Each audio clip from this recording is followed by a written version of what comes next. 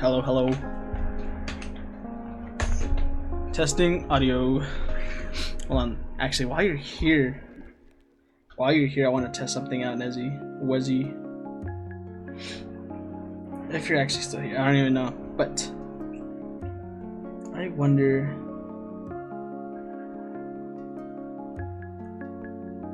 Man, I don't know how to do it from here. Hold on. Ah, no, I'm sorry. Forget, you can probably hear that. We're gonna move here. Then I think that should be it. Oh, wait, let me get that. And then unmute this. Oh yeah. Bum, bum, bum. Bum, bum, bum. Okay. Audio should be fine, I think. I didn't really touch anything. Let me game selection.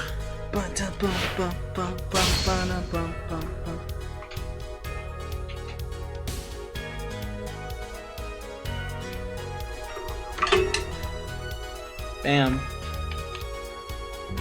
Oh, I didn't even change the stream title.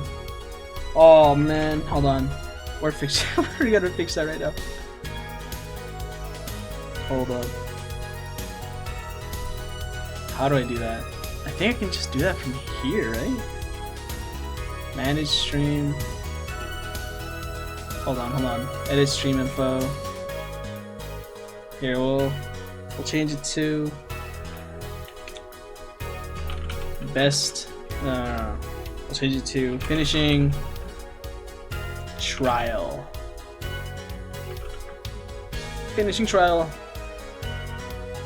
Oh, you know what? Hold on, we'll make it like one of those titles. Best attorney on Earth finishes trial. That is not how you spell finishes. Finishes trial. Done. Hopefully that changed that.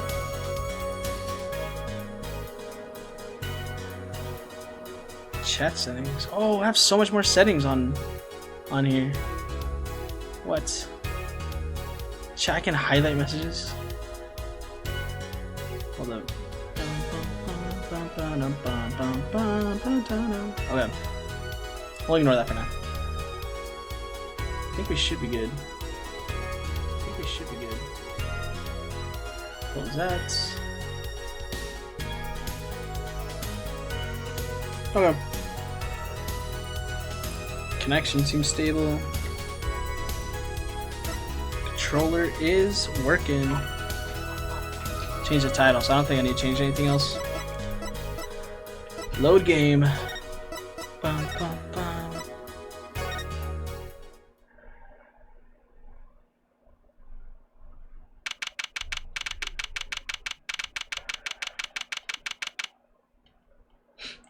October 8th, 9:48 a.m. District Court Defendant Lobby number 6.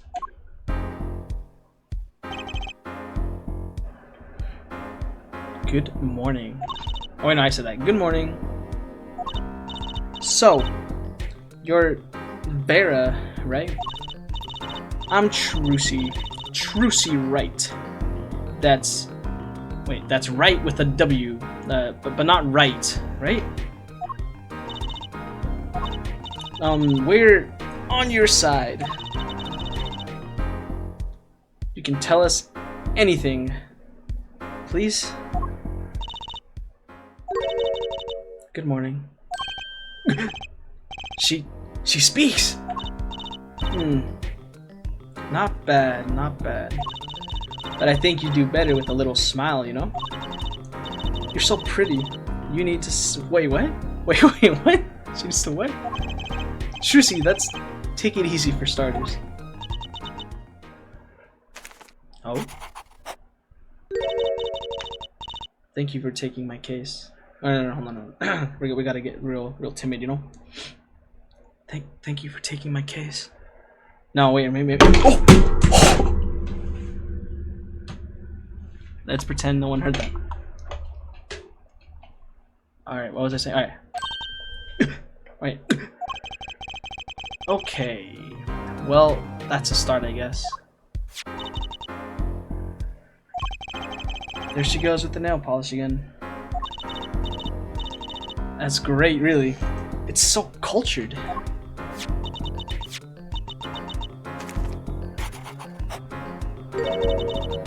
Wanna try? Oh, really?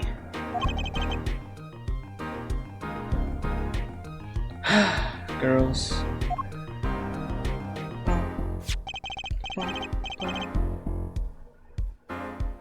The victim, Drew Misham, was a forger, and a stolen painting was found in his studio. A life of crime, really. Maybe one that led to his death.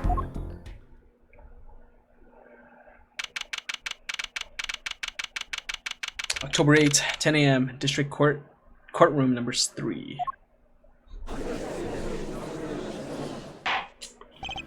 Just pop open this water. Well, we will now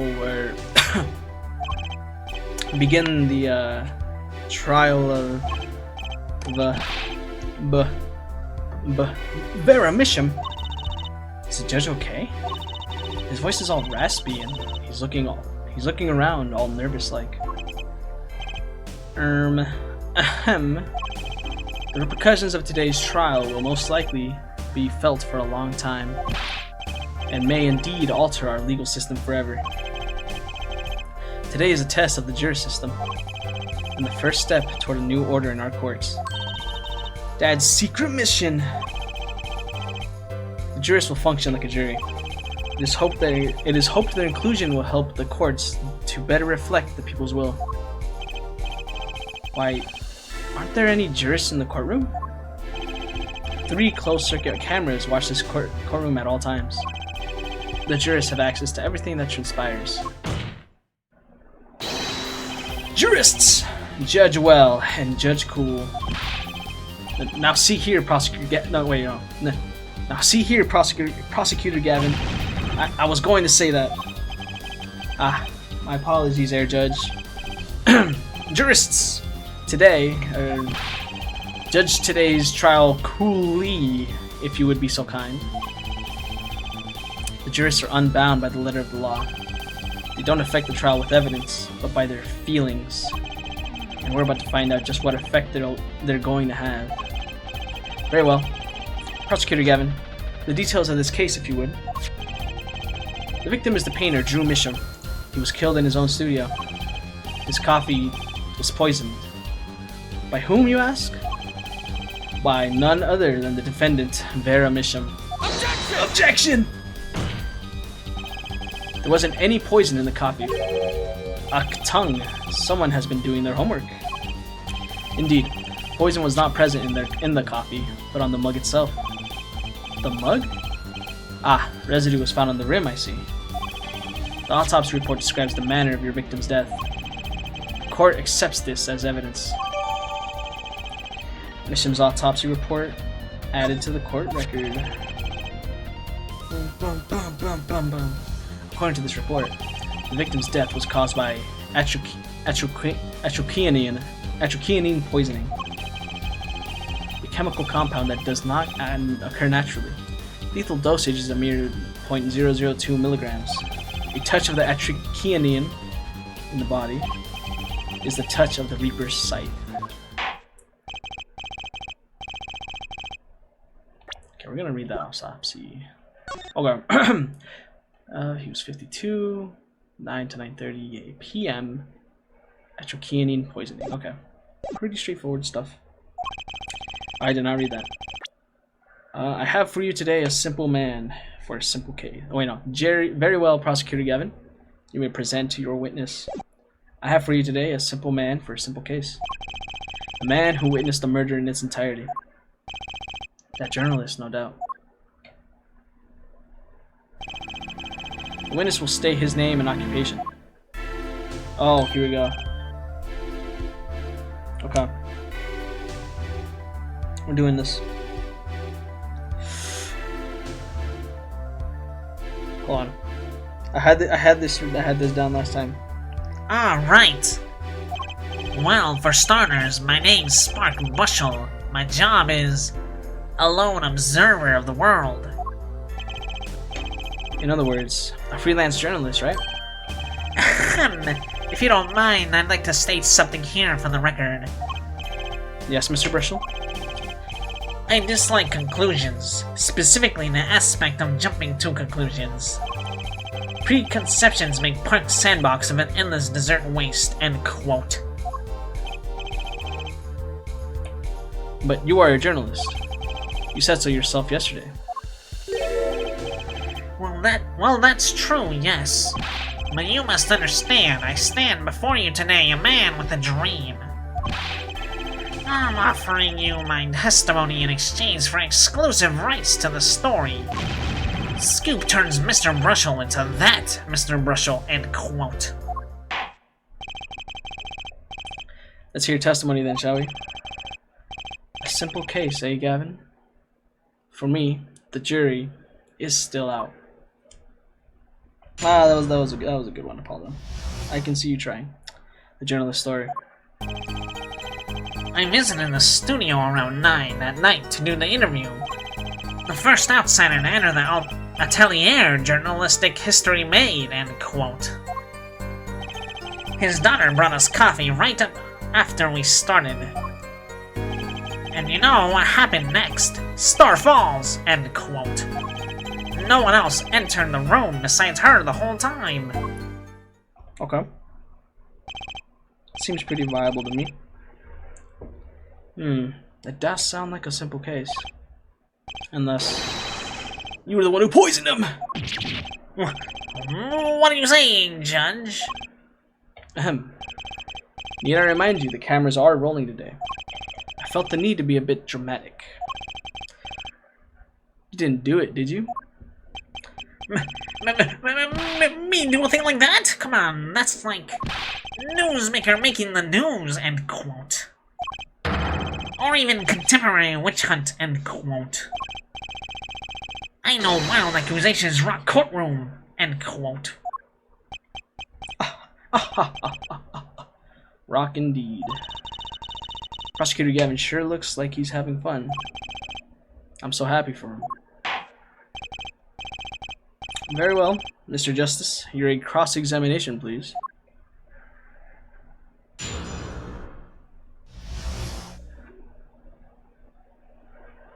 The journalist's story. I visited the studio around 9 that night to do the interview. The first outsider to enter Atelier. Oh, okay, hold on. I visited the studio around 9 a.m. that night to do the interview. Hold it! I need more details. 9 at night? Isn't that a little late for an interview? Actually, hold on. My room is a little toasty. Give me a second.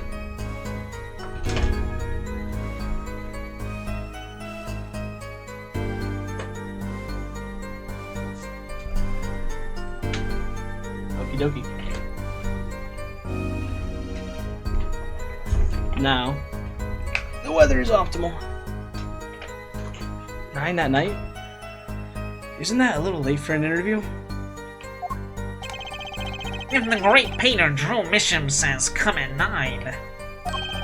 Believe you me, I go at 9. The first and as it turned out, last interview with such a prolific painter. Right. Can you tell us what it was like?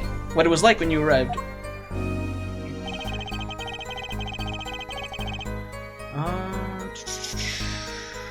First outsider. His daughter bought us coffee. Hold it! Would you mind being a little more specific? Oh, let me tell ya, I enjoy a cuppa. In fact, it all began when I was in 3rd grade. No, wait. That's not what I meant. I believe I know what Air 4 is driving at. This coffee the victim was served. Did anyone other than the defendant touch it? Right, that. That's what I was going to say, really. Well now, if you got a question to ask, you best straight up ask it. That's what I tell all the new recruits, several times if necessary. Right for a grade schooler, that's my motto. Which isn't to say I can only write grade school level stuff, mind you. Who touched the coffee? Don't know. I was in the back looking at the studio's equipment when she served it. And what happened next? Okay. I didn't really get me anything.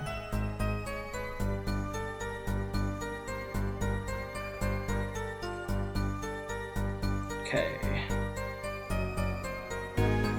And you know what happened? Star Falls. I might need more.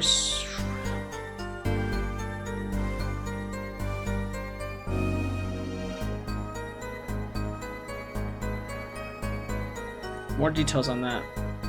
End quote. Hold it! Hold it!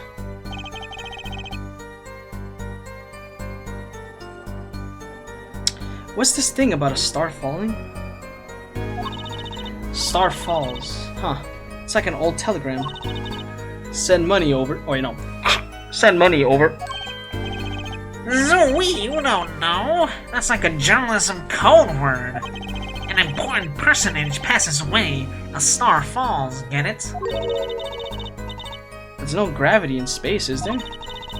I wouldn't think stars could fall, really. Does this matter? Oh boy, this is good stuff, good stuff. How about star breaks? Ah, lacks punch. I know. Star dies. Ah, lacks imagination. Of course, you couldn't go with the Drew dies. Straight to the point. I like it. I think we need to hear about something a little more substantial.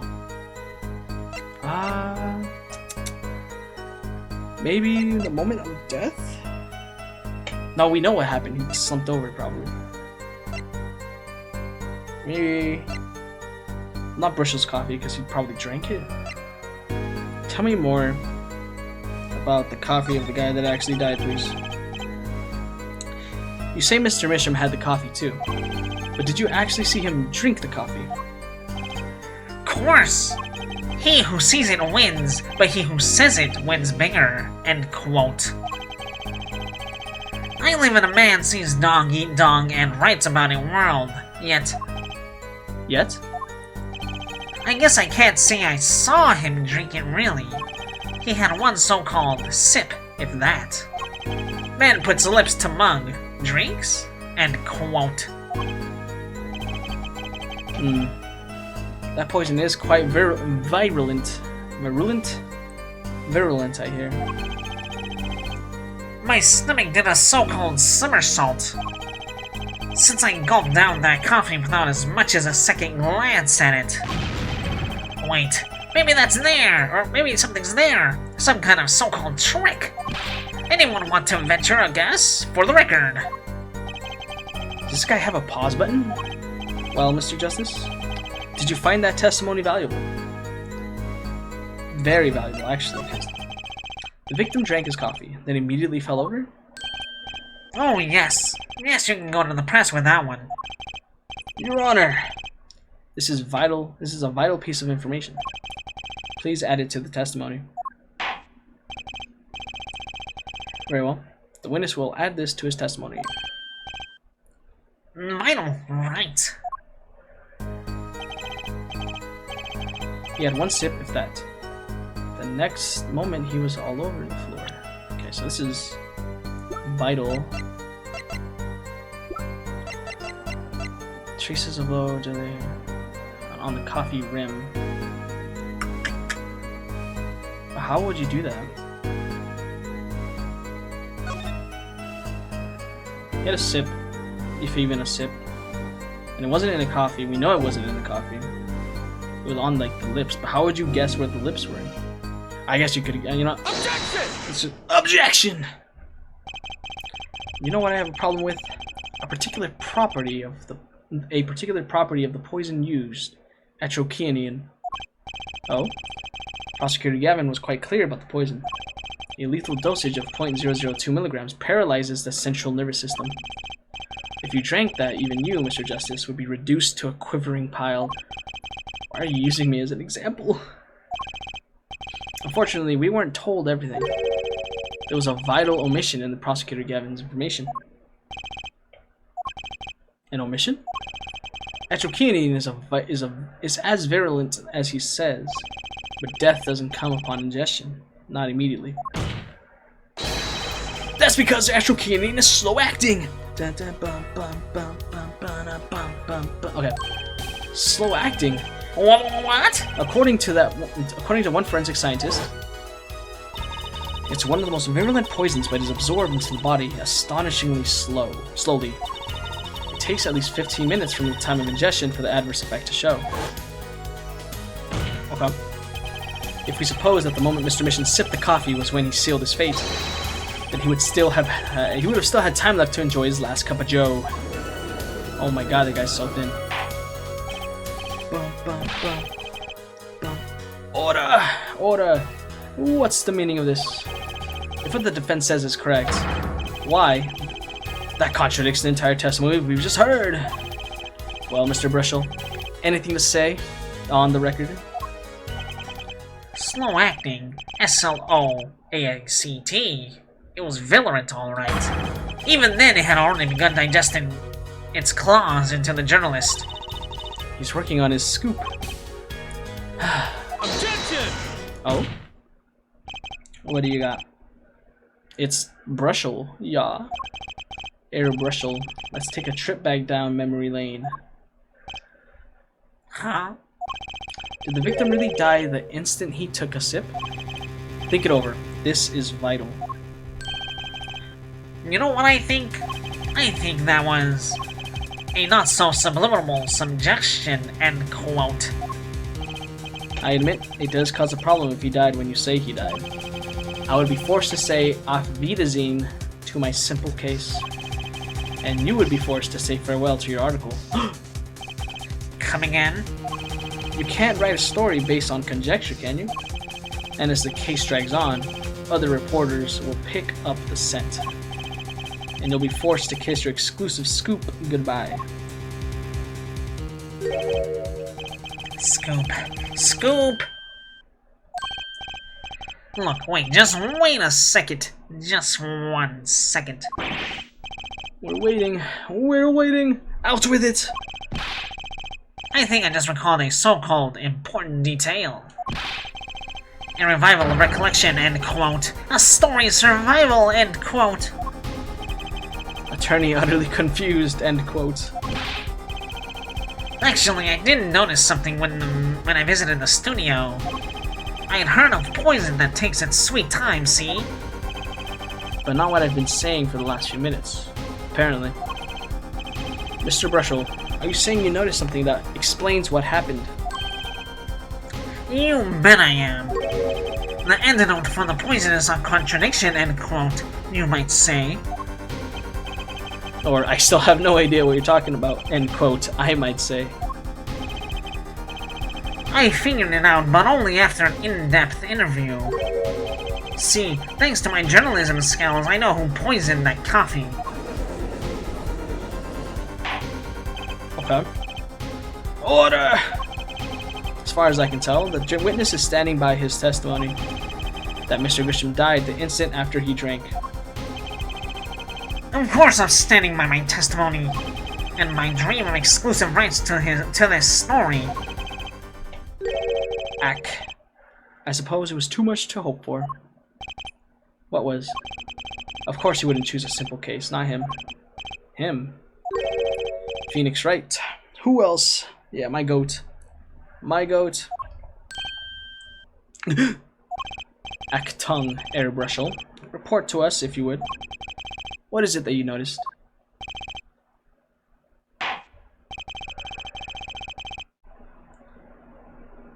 This court is This court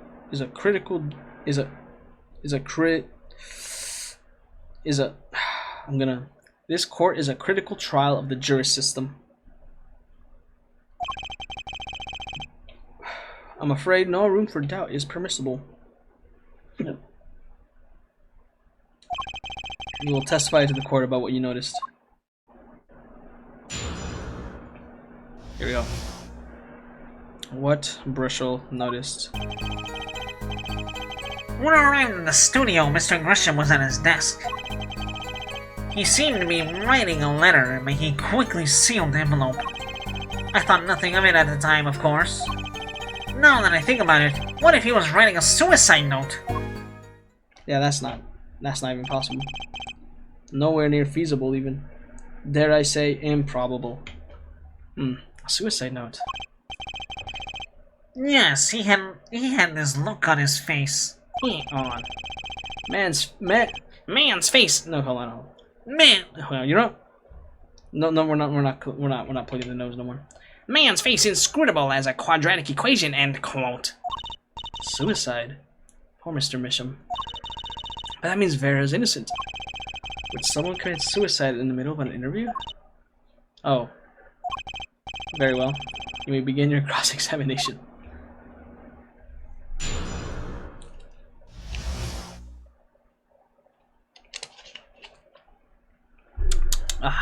Some good water. What Brushel noticed. Arrived at the studio, Mr. Misham was at his desk. Hold it? What do you mean he sealed it? So he put the letter away when he saw you? Early reporter gets a worm, end quote. That's my secret. I'm not sure I follow. It's the night of the interview. I arrive 15 minutes ahead of schedule. The handle turns, and the door opens, and I barge in. Are you sure that's okay to do? I mean, isn't that unlawful entry? Really? Mr. Mission seemed to think so. You should have seen him. He crammed his letter into that yellow envelope so fast, as fast as he could. I know a secret when I spot one, and that was one. It does seem significant. Well, Mr. Justice, I wonder. It does have the ring of something important. Add it. I know that's contradictory. The defense finds this testimony vital, Your Honor. Very well. Please add it to the testimony then. Hey, why not? My account comes free of charge. That's not true. Objection! As it just so happens, there was a single letter in the desk drawer at the. There was a single letter in a desk drawer at the scene. In a red envelope. What? Prosecutor Gavin. Yes? Was a yellow envelope found at the scene of the crime? Unfortunately, no. But air forehead. It's easy to mistake the color of an envelope. I guess. But not this envelope. You see, it was postmarked already, 7 years ago. Well, Mr. Brushel? I can explain that. Drew, right, he wanted to get that envelope. He wanted to get that letter in an envelope pronto. Get it out of my sight. Get it out of the sight of my beady eyes, right? So he grabbed the nearest envelope and crammed away. What about the whole red and yellow envelope contradiction, chump? Well, Mr. Justice, have you anything to say to the witness's claim? That night, the victim put a letter he had been writing. He had been. Hold on.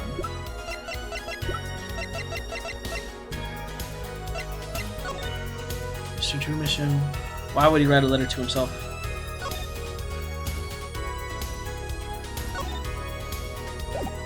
Yeah, we'll stay with this.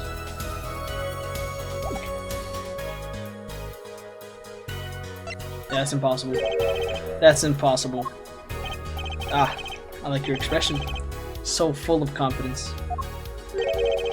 It's simple, really.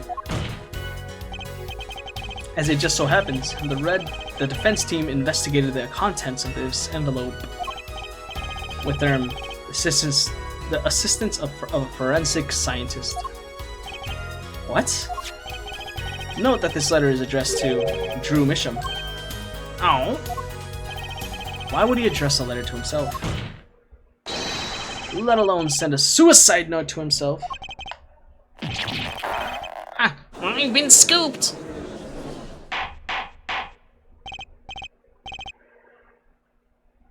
Order. Mr. Brushel, can you explain this to the court? Oh my, how could I have forgotten? I suppose this happens to the best of us. Reporter gets old, forgets lots, end quote. I'm still waiting for an explanation, Mr. Brushel.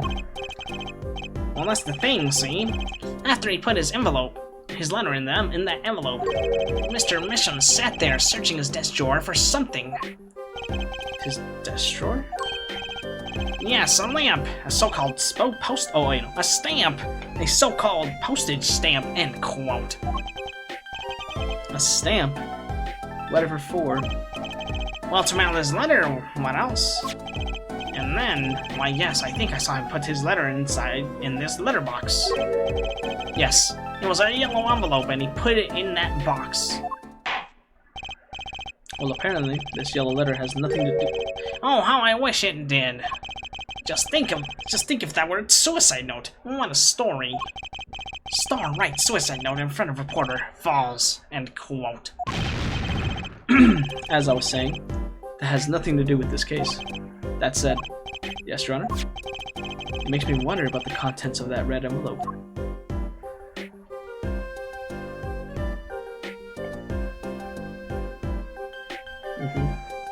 Yes, I have read it. I remember what's in it. $100,000 is quite a good deal of money. So this was from 7 years ago, yeah. So am I finished? Here, I mean, am I finished here? I was thinking of, going home to start writing.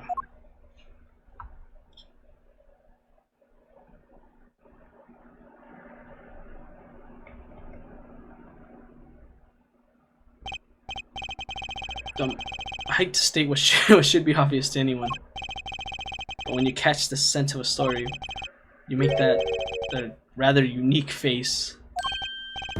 Come on! Attorney has active imagination, little else, end quote. Even I noticed something in my eyes aren't what they used to be.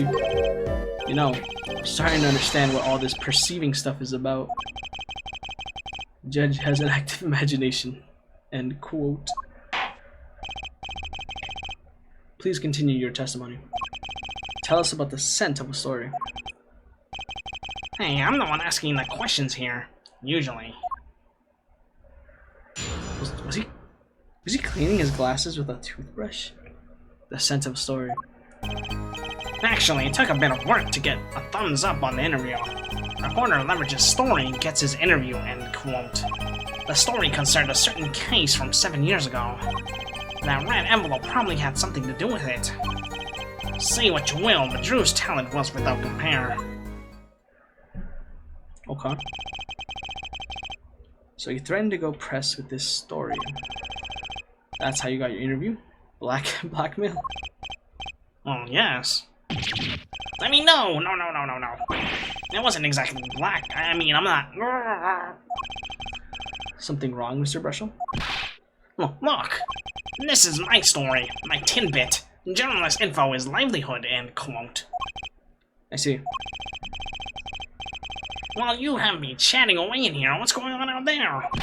What if some Wally Wordsworth or Sally Scooper gets wind of my story? They could be going to the press while I'm here to wait, while I'm going to waste. The court feels your pain, Mr. Brushel. Mr. Justice, let's pick up the pace. A certain case 7 years ago.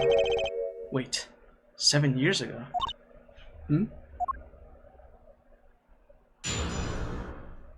Here we go. The scent of a story. Took a bit of work to get the thumbs up on interview. Reporter leveraged story gets his interview, end quote. And a story concerning a certain case from 7 years ago.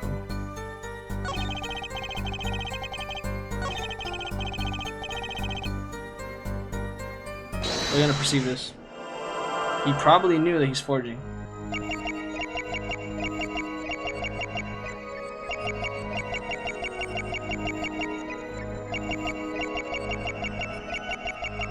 Okay, it's not that.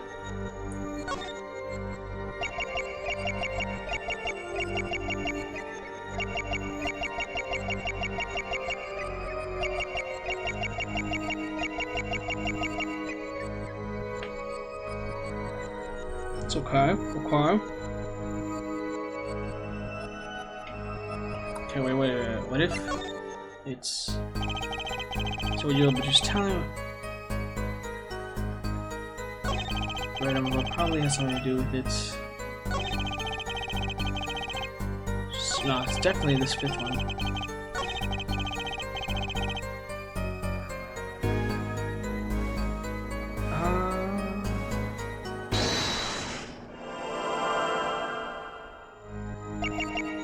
Okay. Yeah, mother. Okay, where's your hand? Oh! Oh!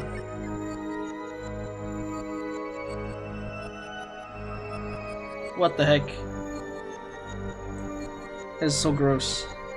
How does he do that? Gotcha! Gotcha! We got him. Sweat much, Mr. Brushel? Well, a man couldn't help his glands, you know. It's more than that. When Mr.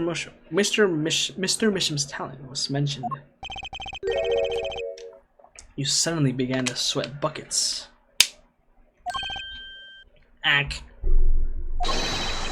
You're hiding something about his talent. What? That's ridiculous. Evidence time. Let's show where Mr. Misham's true talent lay. It just so happens I have evidence showing the talent mentioned in that letter. Hold up. Take that! Take that! This painting was found in Mr. Misham's studio. Yeah. There are two problems with it. Oh wait, no. There are two problems with this painting. The first is it wasn't painted by Mr. Misham. Second is that there was another painting in the studio, which looked exactly like this one, except it was only half done. Then we have a letter discussing a payment of $100,000, which suggests a certain business operation. The business of making forgeries! Awoo! Yeah, we got him. Dead to rights.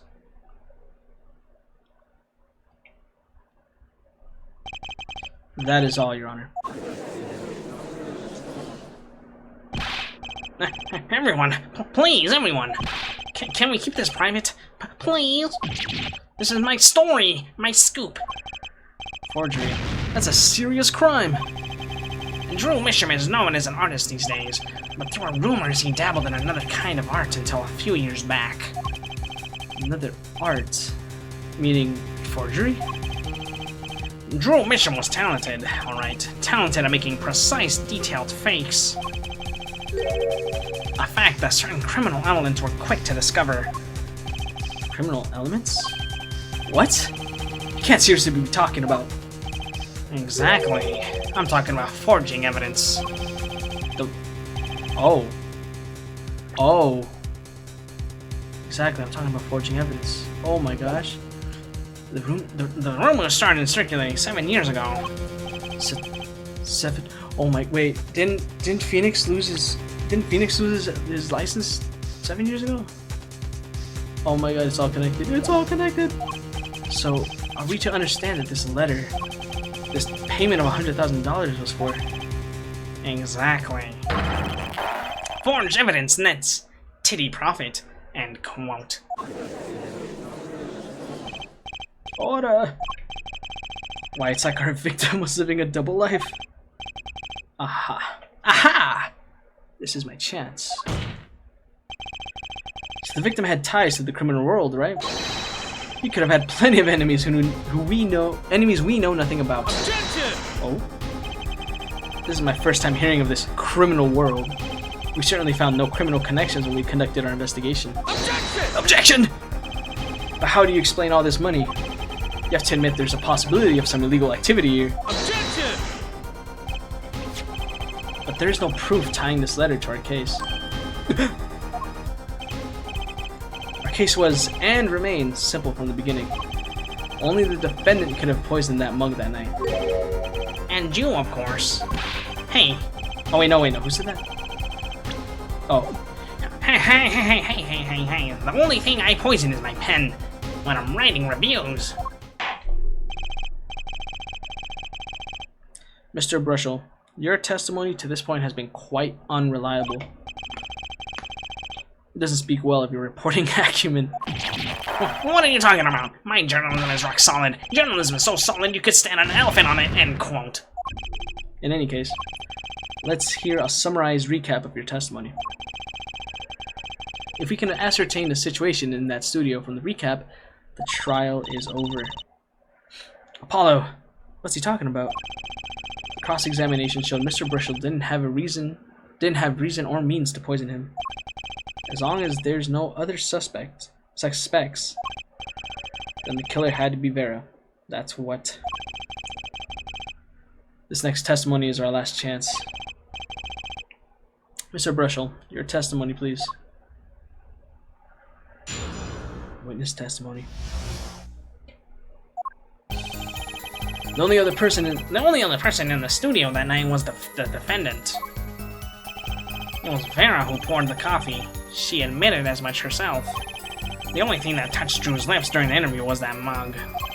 And nothing left that studio after he died. Nothing. Clearly, the only one who could have poisoned him was his daughter. Okay. I can see where it's coming from. A nice testimony. Clear, succinct, and without room for doubt. Oh, shucks. You really think so? I believe this clarifies the situation that night. Very well, Mr. Justice. You may begin your final cross-examination. Right. I still have one trump card left to play. And I won't let this trial end until I use it.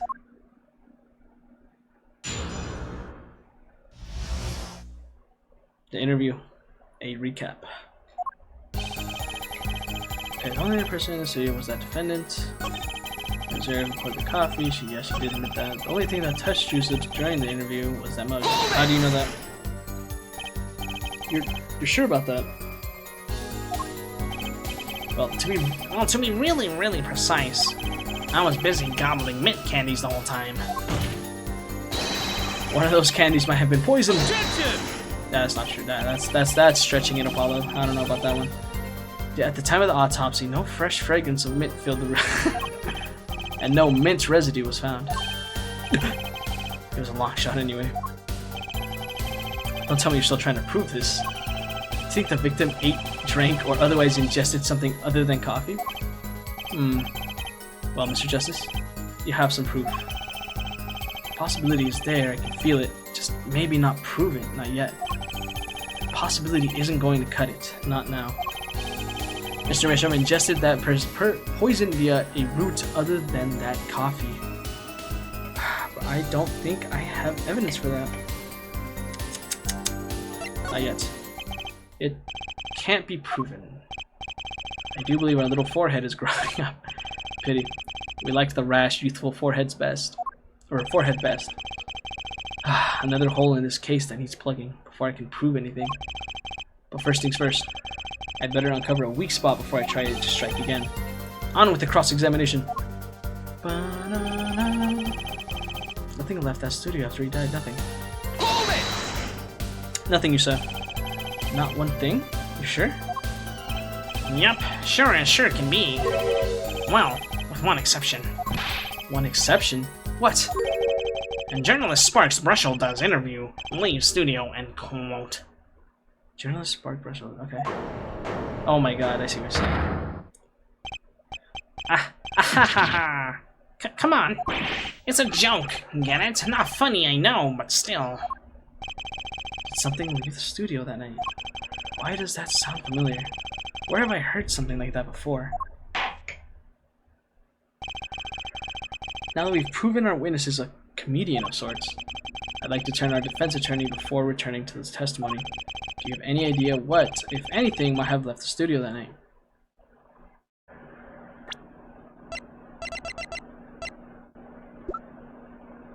Well, no, he said he put something in here in the earlier testimony. We'll try it. I think one thing might very well have left the studio that night, actually. A certain something that has vanished from the crime scene. By which you mean something other than our witness? Of course. He'll tell me, Vera Misham. Believe me, any comedic relief I may provide is entirely unintentional.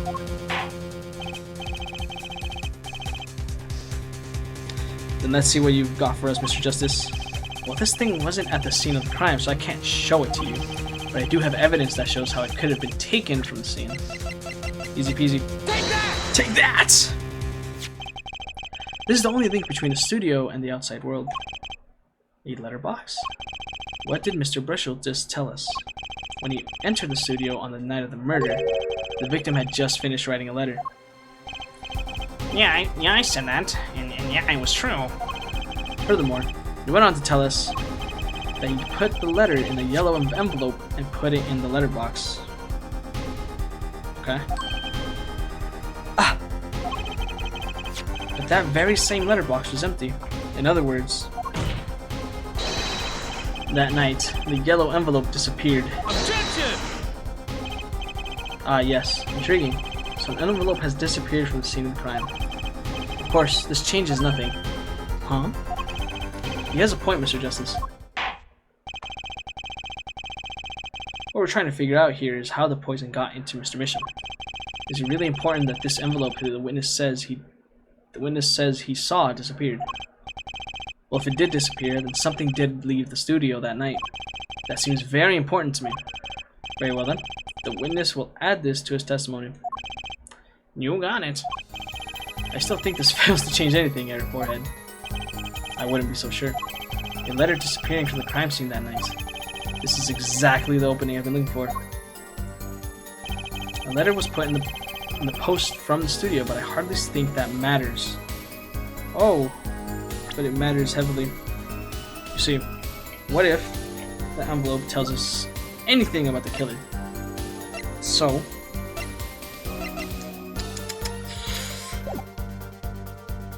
hold on. The only thing that touches you is the string.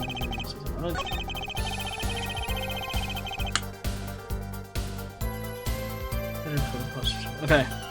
The letter was put in the post from the studio.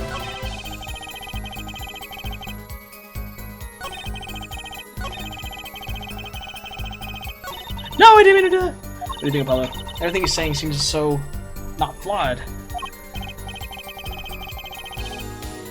Well, it's kind of what you want from a testimony, really. I need to keep my eye on what matters. How and why was Drew Misham killed? If they poured the coffee, that's not going to change. But if the coffee didn't kill him, I need to find what did, and prove it. Okay, so we need a link that's to something that isn't the coffee. And we can get it from here. Sure about that? Well, to be really precise. Wait, we read this. Objection! We read all this.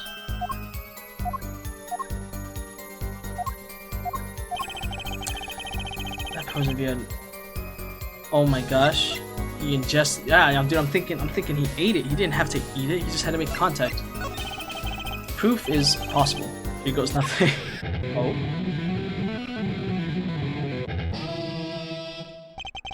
You do understand what we need, yeah? Proof, Air Forehead, not possibilities. Of course, Prosecutor Gavin, I hope you understand. I'm ready to give you that proof. What?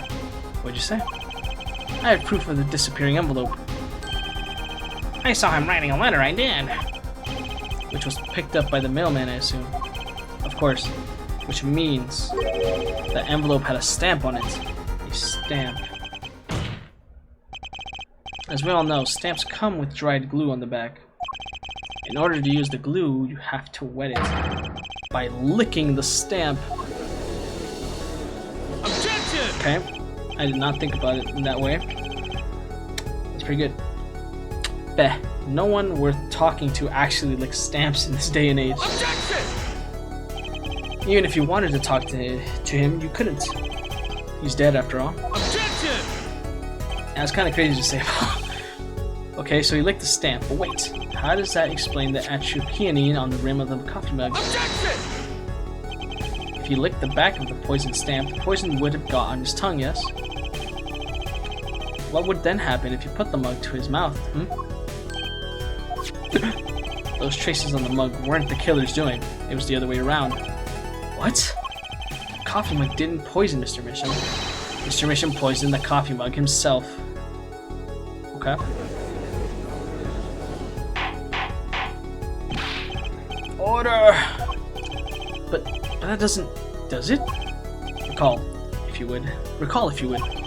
Atropine is a slow-acting poison, yes? The poison entered his body when he put the stamp on that envelope. But his time wasn't up until the very moment he touched his lips to that cup of joe. True. That's true. That's a good point, Apollo. It's something my goat would say.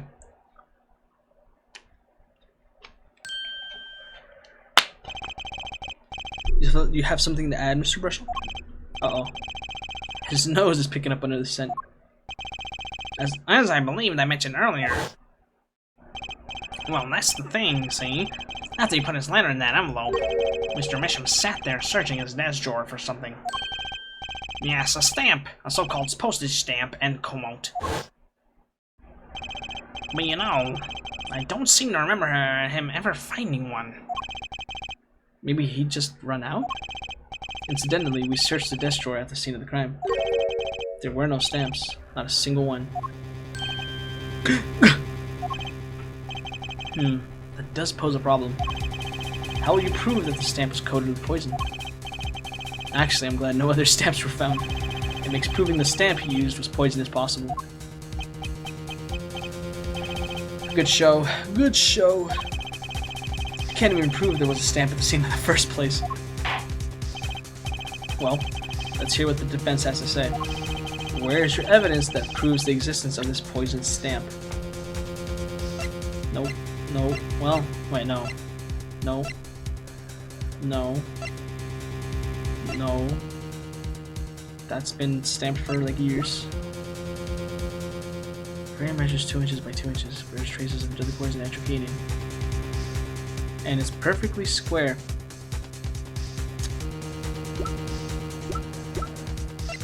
Like, say, a stamp? Take that! Well, that certainly is a cute little frame, and by little, I mean really little. It was on the victim's desk, Your Honor. Quite empty, as you can see for yourself. I noticed that too during my inspection. So what? Ah, apparently you weren't as observant as you should have been. You see, when you saw this frame, it was missing something quite important. Missing something? Yes, a pale bluish stain on the inside of the frame. Atropine residue. What? Why wasn't I told about this? The frame is only 2 inches square. Okay. The face of the frame is even smaller. Maybe an inch wide at most. You aren't saying... Oh, but I am. Tell me, what fits in such a small frame? A commemorative stamp, perhaps? Oh, we're on a roll. Order! Poison stamp was in this frame? Impossible. But Prosecutor Gavin, why would he put something like that on his desk? Don't tell me he had it there so he could commit suicide if the mood struck! You know, can I say something? I had a thought, see? What, Mr. Brushel? And please stop jittering around like that. The victim was a forger, right? There's a lot of money in that line of work. Forger forges friends, makes enemies too, end quote. So the poison stamp might have been a murder weapon aimed at him. Objection! Oh? That was pretty rad. Oh, rich. That's rich. Leave the ridiculous flights of fancy to the Gavineers' song lyrics, please. Finally something we agree on. The stamp was a murder weapon. Nonsense! Murder is a simple business. Who would go to such lengths? No one. Oh? I disagree. Come again? Recall, if you would, the victim's reclusive lifestyle. Drew Misham hid from the world. He avoided meetings. He only His only contact with the outside world was the mail. The mail? Now, if If you wanted to kill someone you couldn't meet, but you knew red letters, a stamp would be the perfect weapon. Ridiculous. Where's your proof? Show us evidence that his poison stamp was sent to him as a murder weapon.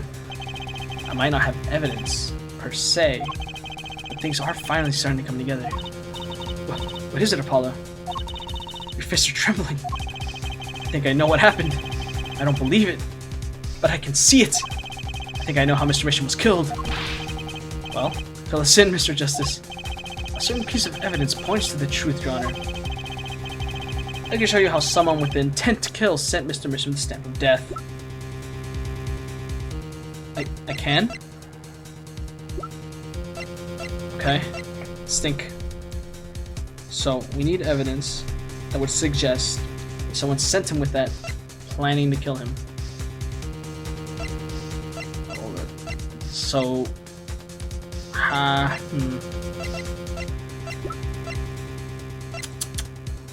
and address colors. I mean, there's just landscape painting, but...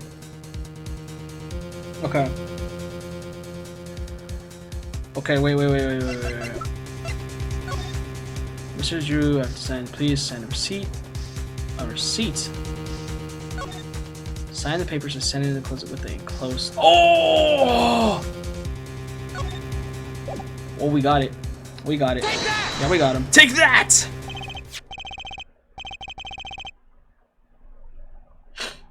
Isn't this the envelope? The one from 7 years ago? Think about the text of the letter again.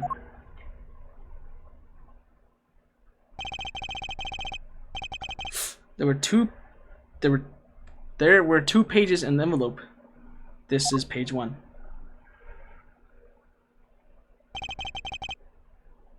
And this is page 2. I want to draw your attention to one phrase in particular. Send in the enclosed envelope with the enclosed stamp within 3 days. The enclosed stamp, Your Honor. Ah! In other words, if I have this straight, the stamp, poison on the stamp, lick, gasp, end quote. Now, what if he had done exactly as the letter asked? He would sign the document, put it in the envelope, and put the stamp on it, right? Then he would put it in his letterbox. 15 minutes wouldn't have elapsed between affixing the stamp and mailing the letter. But the clock started ticking, and when the time came, he drew his last breath. And the murder weapon would be taken away from the scene. Quite conveniently, thanks to the postal system.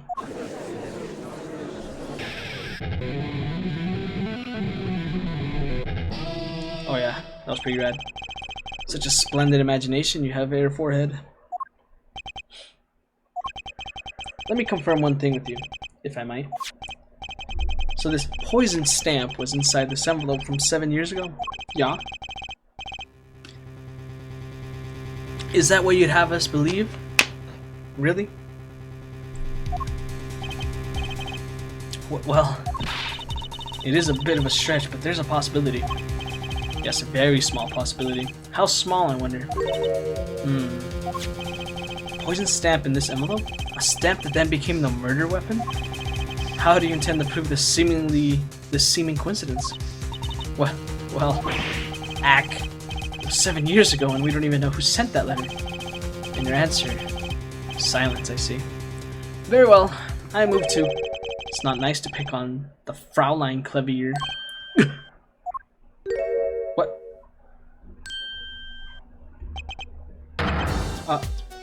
Emma? Oh, oops. Well, like my Christoph Gavin impression? Did I sound like him? Don't quit your day job. Don't you have a crime scene to be looking after, Fraulein Detective? Someone had to come dig you out of all... Dig you all out of the mess you're making of this case. Mess? You know, none of this would happen if you just trusted in science a little more. You can find out if that stamp was in that envelope easy. Care to explain yourself, Fraulein Detective? Glare at me all you want, but science is on my side. It's all in the residue, right? That's right! The poison detection spray. Produce the red envelope at once. You can open it on the authority of the court. Alright, let's spray it. Deposit. Oh. Got him. Got him. Well, would you look at that? No mistaking it. That's actual quinine residue.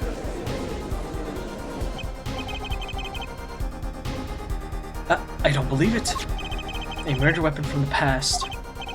Now 7 years later, it bears its fangs at last. Objection! Absolutely outrageous. Tell me why! Why didn't this murder take place 7 years ago? Well, there's one possibility. Maybe Mr. Mission figured it out. Figured what out? He realized that the person who sent that letter wanted him dead. So he sent his reply with a different stamp. And put his decisive evidence in a frame. But why would he use it later? Ack, you're still here? Can I make a statement here on the record? I, Spark Razortooth Brushel, claim this scoop is mine. Drew Mission killed in cold blood. By sender of 7-year-old letter, end quote. No, maybe something more succinct. Star, oh wait, no, wait, he said that. Star falls after 7-year delay, end quote. Order! I see no room for further argument here. Though I admit this is all coming as quite a shock. To think that the murder weapon reached his mouth after 7 years. Stamp is take it straight to afterlife, end quote. Uh-oh, I think the witness is a bad influence on our judge. I see no need for further debate on this matter. The sender of that letter 7 years ago could hardly have been our defendant. Apollo! I think we just won. Very well. This court finds the defendant. Objection!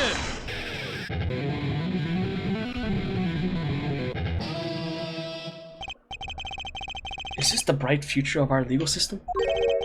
Prosecutor Gavin? A ticket to the afterlife from 7 years ago? Tickets for Gavinier's shows are invalid after 2 weeks. But it doesn't make sense any other way. It boggles my mind that so many people haven't noticed this. There's a fatal contradiction in Air Forehead's claim. A contradiction? The poison stamp was placed in this envelope 7 years ago. Whereupon it was framed up until now. Or until now. If that's the case, then why would Drew Mission have done what he did? Emma explained that. He must have realized it was poisoned. Therein lies the rub. 7 years ago, the forger Drew Mission sensed a trap and put the stamp in a frame. I do not debate this, but this begs the question. Why 7 years later did he use that stamp on the night of the murder? Surely you don't mean to suggest that Mr. Mission simply forgot. He put the murder weapon in a frame on his desk for 7 years and forgot? You expect us to believe he sprang the trap on himself?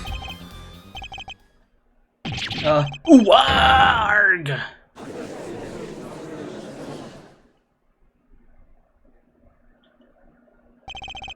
While I admit this is all quite shocking myself, it does seem highly unlikely that he would fall afoul of a trap that had been sitting on his desk for 7 years. Apollo! I don't think we're winning anymore. I'm glad to see we're all back in the real world now. Welcome back to reality. We've been waiting for you. Objection! Oh?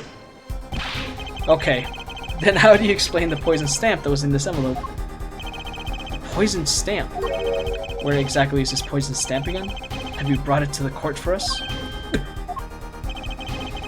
I see no proof that that such a thing ever existed. Objection! Objection! What about the atroquinine residue? Huh? Oh, I agree, that does seem to be atroquinine residue. But Air Forehead, it's certainly no stamp. Yeah, but even if your precious poison stamp did exist, Drew Mission never would have used it. That is all. Irk. I believe we've come to a conclusion. Again. Apollo. Were we wrong the whole time? I can't believe it. The poison traces match up. It can't be a coincidence. I'd like to bring some closure to this issue. Sometime this year, please. Mr. Justice? Yes, Your Honor. Let's review the facts and see where we stand. 7 years ago, Drew Misham received a red envelope. There were traces of the poison atroquinine on the document inside the envelope. A similar trace was also found at the crime scene. On this tiny picture frame, the defense has indicated the possibility of a yellow envelope. An envelope that left the scene of the crime with the poison stamp on it. Yes, but even if this envelope contained a poison stamp, and Drew Misham, knowing this, put it in the frame, he never would have used that stamp. I'm afraid you're right, which means there's a fatal flaw in the defense's case. Haven't been on the wrong track this whole time, I'm sure of it. The traces of atroquinine, envelope, the frame, and Drew Misham's mysterious death.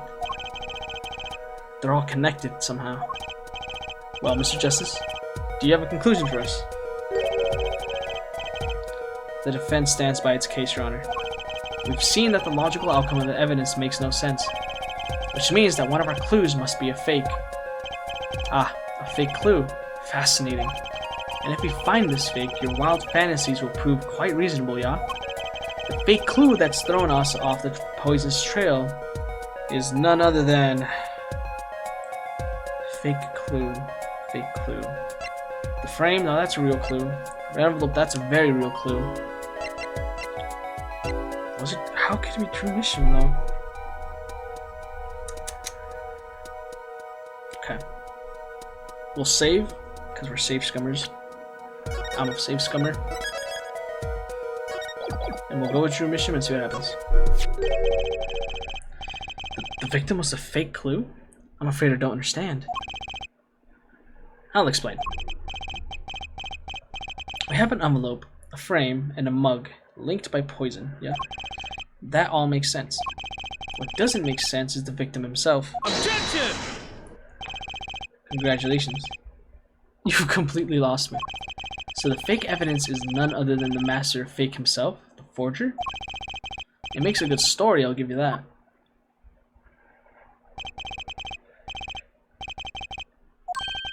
Ah! I know that face. That's the I just had an idea face. I don't know if I'm right, but I'm going with it anyway. What if our forger is the fake? Come again?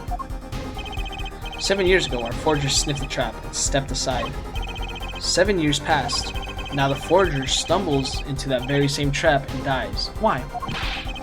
That's what I want to know. Because the forger who was killed was a fake? Here we go. Here we are again. The victim was a fake? One forger smelt the trap. One forger fell into the trap. That's two forgers, and one of them was a fake. Oh? Oh, okay, hold on.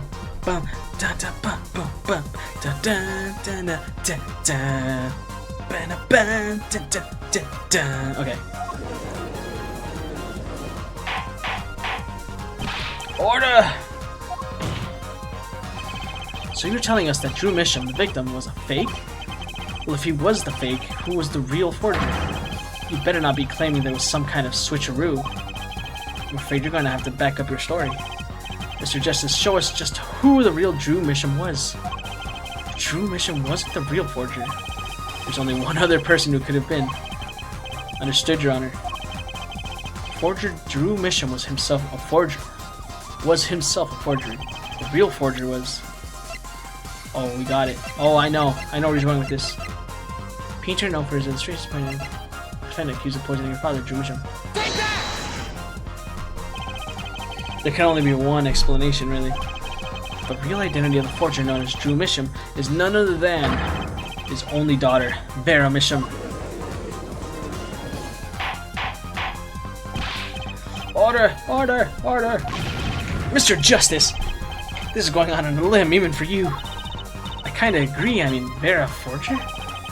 Let's consider it before you write it off entirely. If you look at the paintings in the studio, one fact becomes quite clear. forgery had been taking place in that studio for quite some time. The forger wasn't caught in that trap 7 years ago. This can only mean that the only one who was caught in the trap wasn't the forger. Well, actually that does make a certain kind of sense. One more thing. Only 2 sets of fingerprints were found in the forger studio. Drew Misham's and Vera Misham's. If we know that Drew Misham wasn't the forger, that leaves only one possibility by process of elimination. The forger was Vera Misham. Well,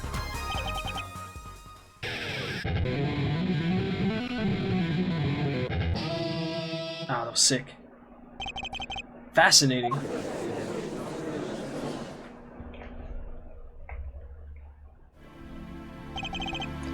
Vera Misham?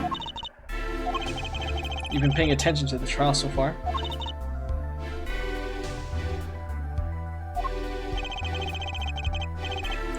Let's just ask her to be done with it, shall we? Who are you? Who is the forger Drew Misham?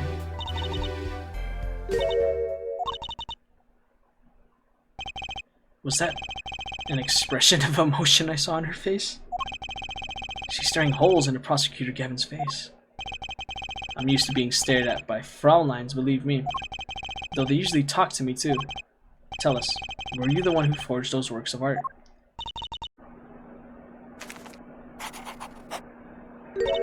Yes.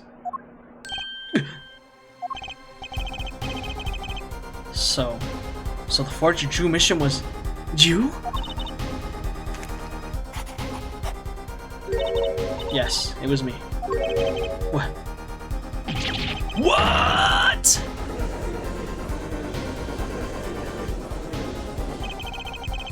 The court was in an uproar, and it wasn't coming down.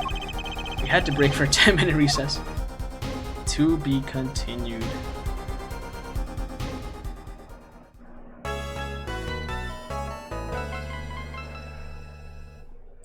Save my progress?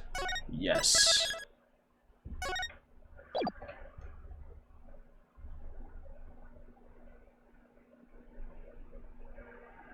Yes, we're gonna continue to the next chapter.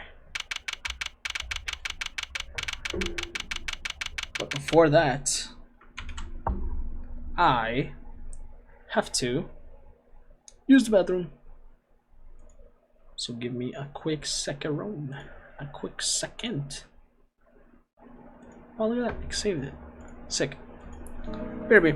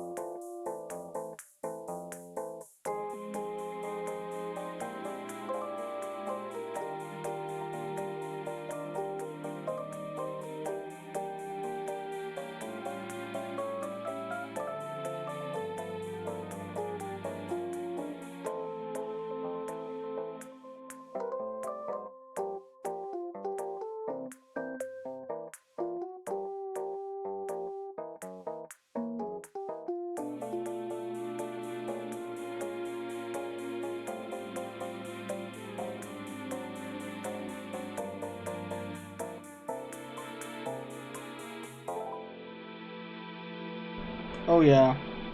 We are so back. Okay. We can do this. Then do this.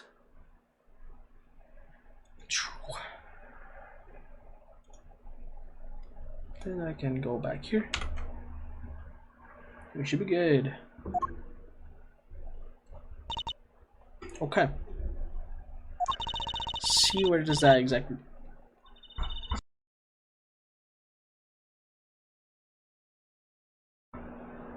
So where does this exactly leave us, Apollo? Well, the Drew Misham who was killed wasn't Drew Misham the forger, actually, basically. Huh? Well then who was he? Well, he was actually doing her nails. So you really made those forgeries?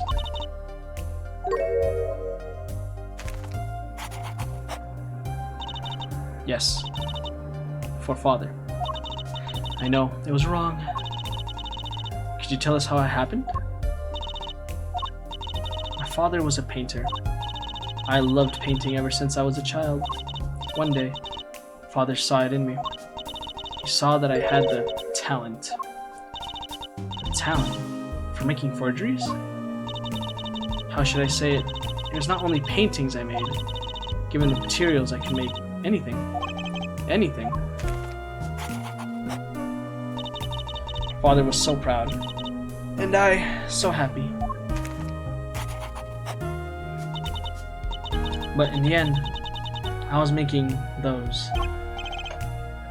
forgeries. I've never had a good constitution nor personality. I know very little of the world outside my door. Now, because of me, father is... Do you know about this red envelope? I remember that envelope. It was some time ago. So you were already creating your works back then? I started when I was only 12 years old. So the one who figured out the stamp was poisoned. That was... Mr. Justice, it's time. To the courtroom, please. Right. Out of time. Wait, Vera, just one more thing, please. Those 3 paintings in the studio. I painted those as part of my work. Right. See, we checked them out and we saw what was underneath. We saw the rough sketches underneath 3 finished paintings.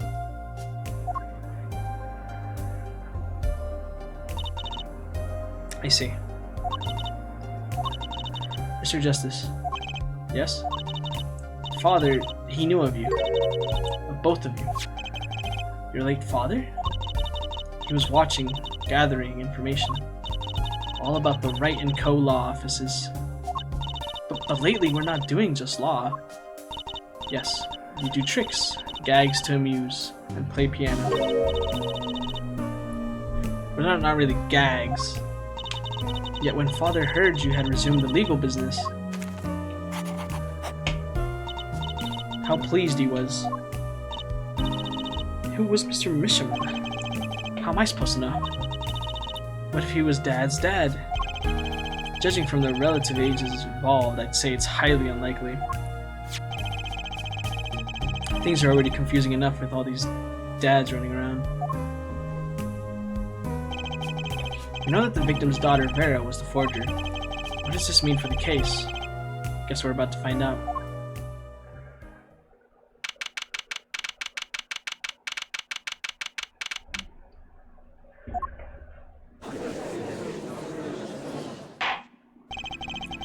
Court is now in session.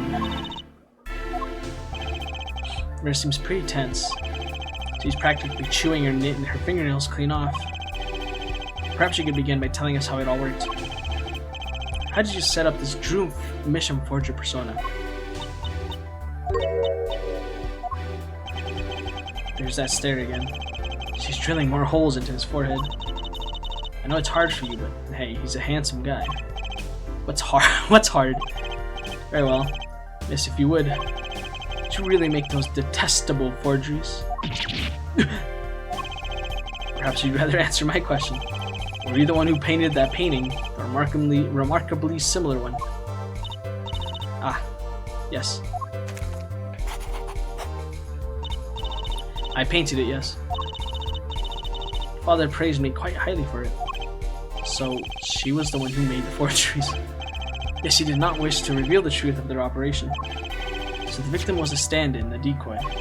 To the world at large, he was the forger, not her.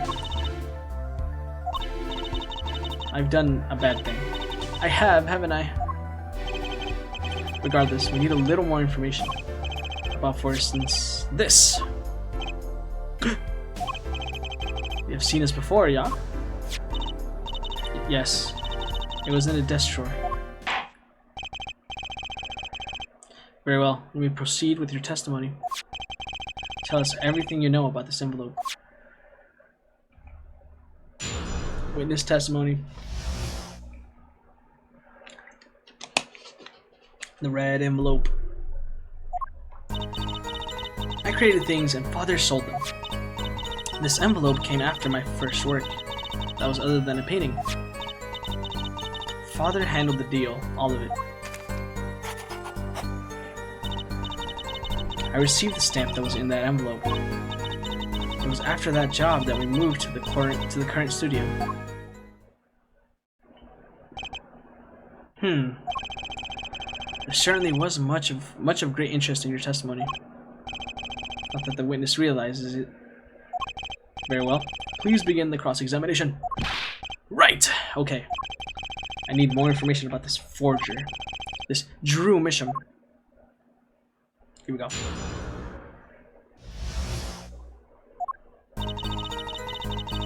Hold it! So these things you were making are... You mean paintings identical to other paintings, right? The closer they were, the happier Father was. I was happy too. Still, you're quite young now. When did you begin this work? My first painting sold when I was 12.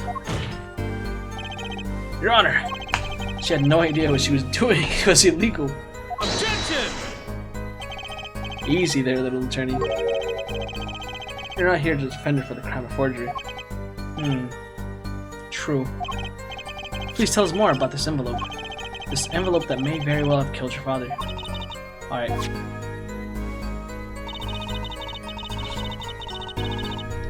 What was that work?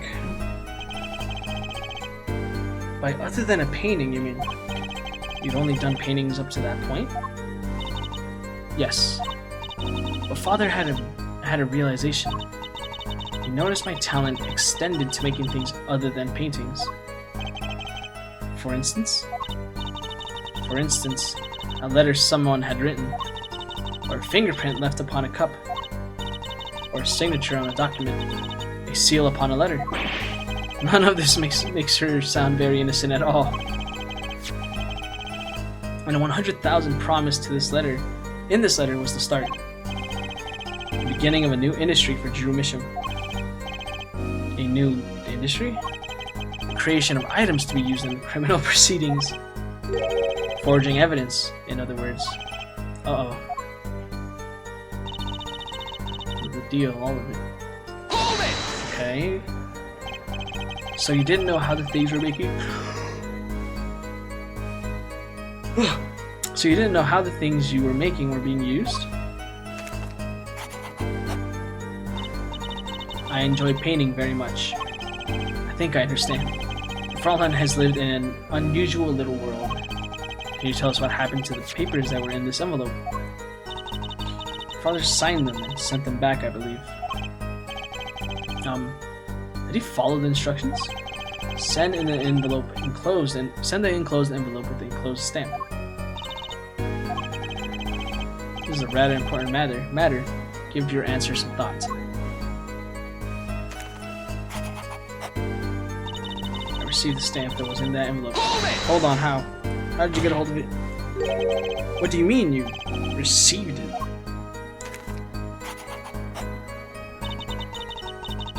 Did I do something wrong? You didn't use that stamp because it was dangerous, correct? Deadly poison! On the back! Etrokinin! Objection! A moment in her forehead. You can't force an answer upon the witness. Now then, perhaps, you would tell me, Fraulein Vera, why did you receive this stamp? Is something wrong? It was beautiful. Ah, I mean, it was one of those commemorative stamps. Yes, I think it was. So you didn't know about the poison?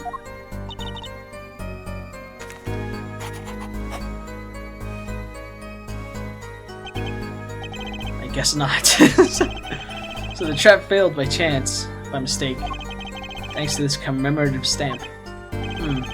Quite the close call. It was after that job that we moved to the current studio. Was that for a reason, or it just happened? You mean you moved where the current Drew studio is? Yes, I saw very few people there. I began drawing picture books. This single job had tied them to a criminal underworld. I think Mr. Mission wished to reduce the visibility in the world at large. When we had to meet someone for some reason, Father posed as the creator of the work. So that was the real essence of the artist Drew Mission. You did the work and he supplied the face. Okay, I'm following.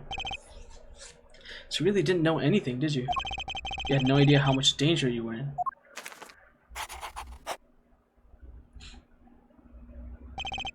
Apparently not. About this commemorative stamp. Could you tell us about it?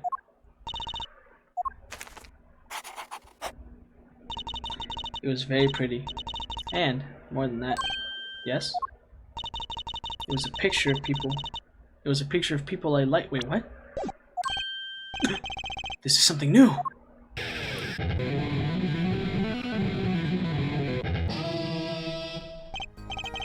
Apparently, we've got some cross-examination yet ahead of us.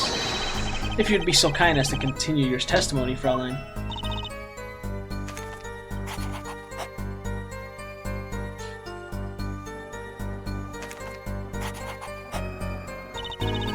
The stamp was a picture of my favorite magicians, so I kept it. No way.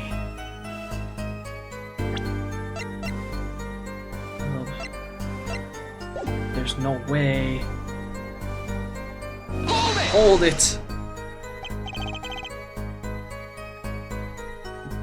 Magicians?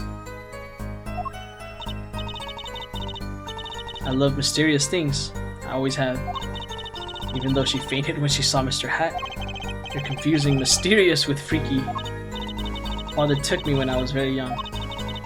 It was a great magic show. I love this so much. See? See? Isn't magic great? Fine. Great. Yeah, sure. No need to get all excited. Man, we're such a Debbie Downer. But the magic shroom we saw disbanded soon after.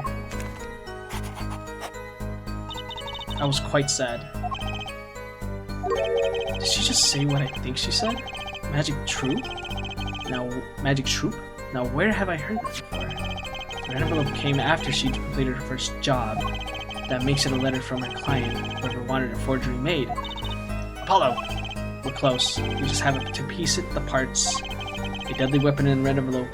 And the path it took to take Drew Misham's life. Okay, I know what to do. Stop. Stop.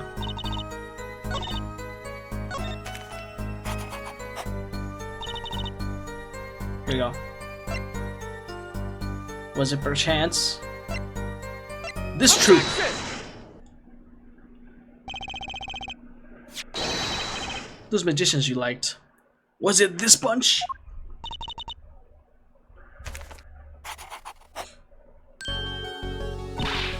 Apollo!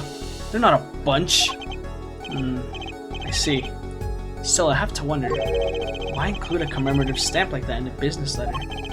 Good question. Well, pretty stamps are always better, and you can't beat true Gremory. But the whole murder plan was a failure because of it.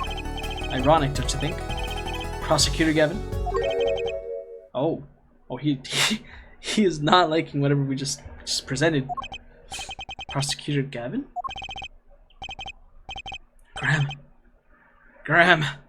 Grammary. What's with Gavin? Might I ask just one question of this witness? In your testimony just now, you stated this was your first work that was other than a painting. Please tell me, what exactly did you make?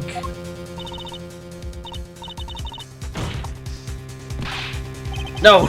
Answer the question! No! Dude, he is really into this. Eek! Prosecutor Gavin? You're usually not the one whose volume concerns me. Yes, it is unbecoming of me, I apologize. But I must know. Please, Miss Misham, tell me. It was a book. A single page. In a book. A book?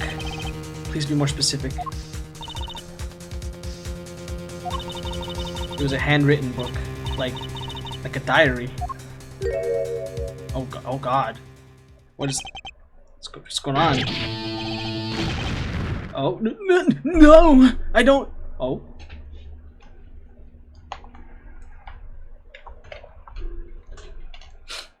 Okay. He's kinda... might be traumatized from this. What's wrong with Prosecutor Gavin? Looks like he just saw a ghost. Miss Misham. This book. Is there a picture of a silk hat on the cover? Yes or no? How did you... Objection! Prosecutor Gavin, the defendant is answering all of your questions. Stop badgering her. He's told you nothing, has he? Your soiled, sullied mentor. Nothing? Sullied... So wait, no. Sullied. Who? Phoenix Wright. Who else? Dad?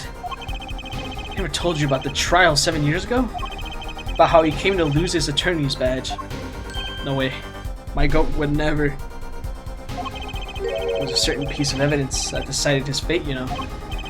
A certain diary. On the back, it bore the mark of a silk hat. What? No, there's no way. Phoenix Wright, tossed out of the profession by false evidence. And the forger who made that evidence.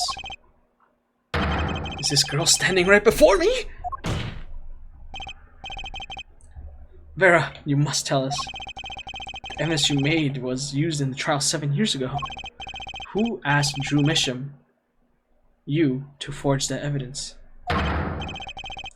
For all our sakes, who was it?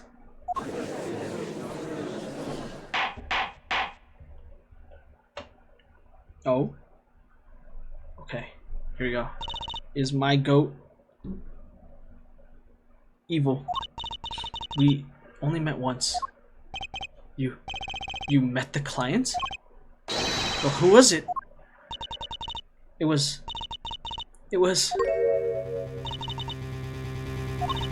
What's going on with Vera? Is he staring at Prosecutor Gavin's face again? Yes, what? Is there something about me?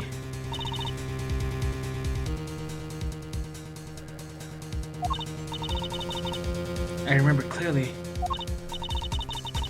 I remember who gave me the book, the diary. Who was it?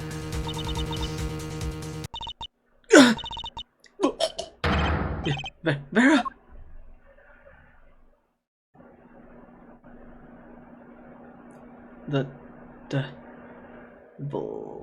The devil? Thump. Wait, is she dead? Oh no. Oh no, is she dead? Dude, tell me she... Examiner's diagnosis, acute No! But when? This ends the recording of the... Whoa! Hold on. Hold on. Dude, there's no way. Unconscious. acute atrochianine poisoning. This ends the recording of the trial. Vermission was, during the trial, poisoned by an unknown assailant. The dosage was just under the lethal amount, sparing the defendant's life. So she's not dead. She's just unconscious? She is currently in intensive care and is not to be disturbed for any reason. A very simple case, at first glance, until it finally began to show its true colors. The long road to the truth takes us to the record of another trial. My goat! My goat! That's my guy! My boy! My boy! In some ways, there was a starting point of it all. And that is where we must go. Right? Okay. Oh my god! To find the whole truth. To be continued! There's no way. Wait, is that when we get to see Maya? Is my other goat about to return? My mystic goat? Yes, we're gonna continue. For the go. Showdown time. Oh dude, I'm so locked. I lost. It's only a game of poker. A game I've played for a long time. Only lost twice. Twice? Who was the first? The man I killed, of course. Well, it seems I've found the partner I've been looking for all along. Over a game of cards? Oh yes, over a game of cards.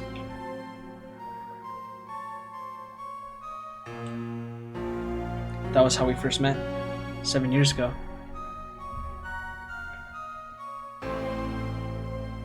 7 years earlier, Phoenix Wright's final trial. I'm gonna see it?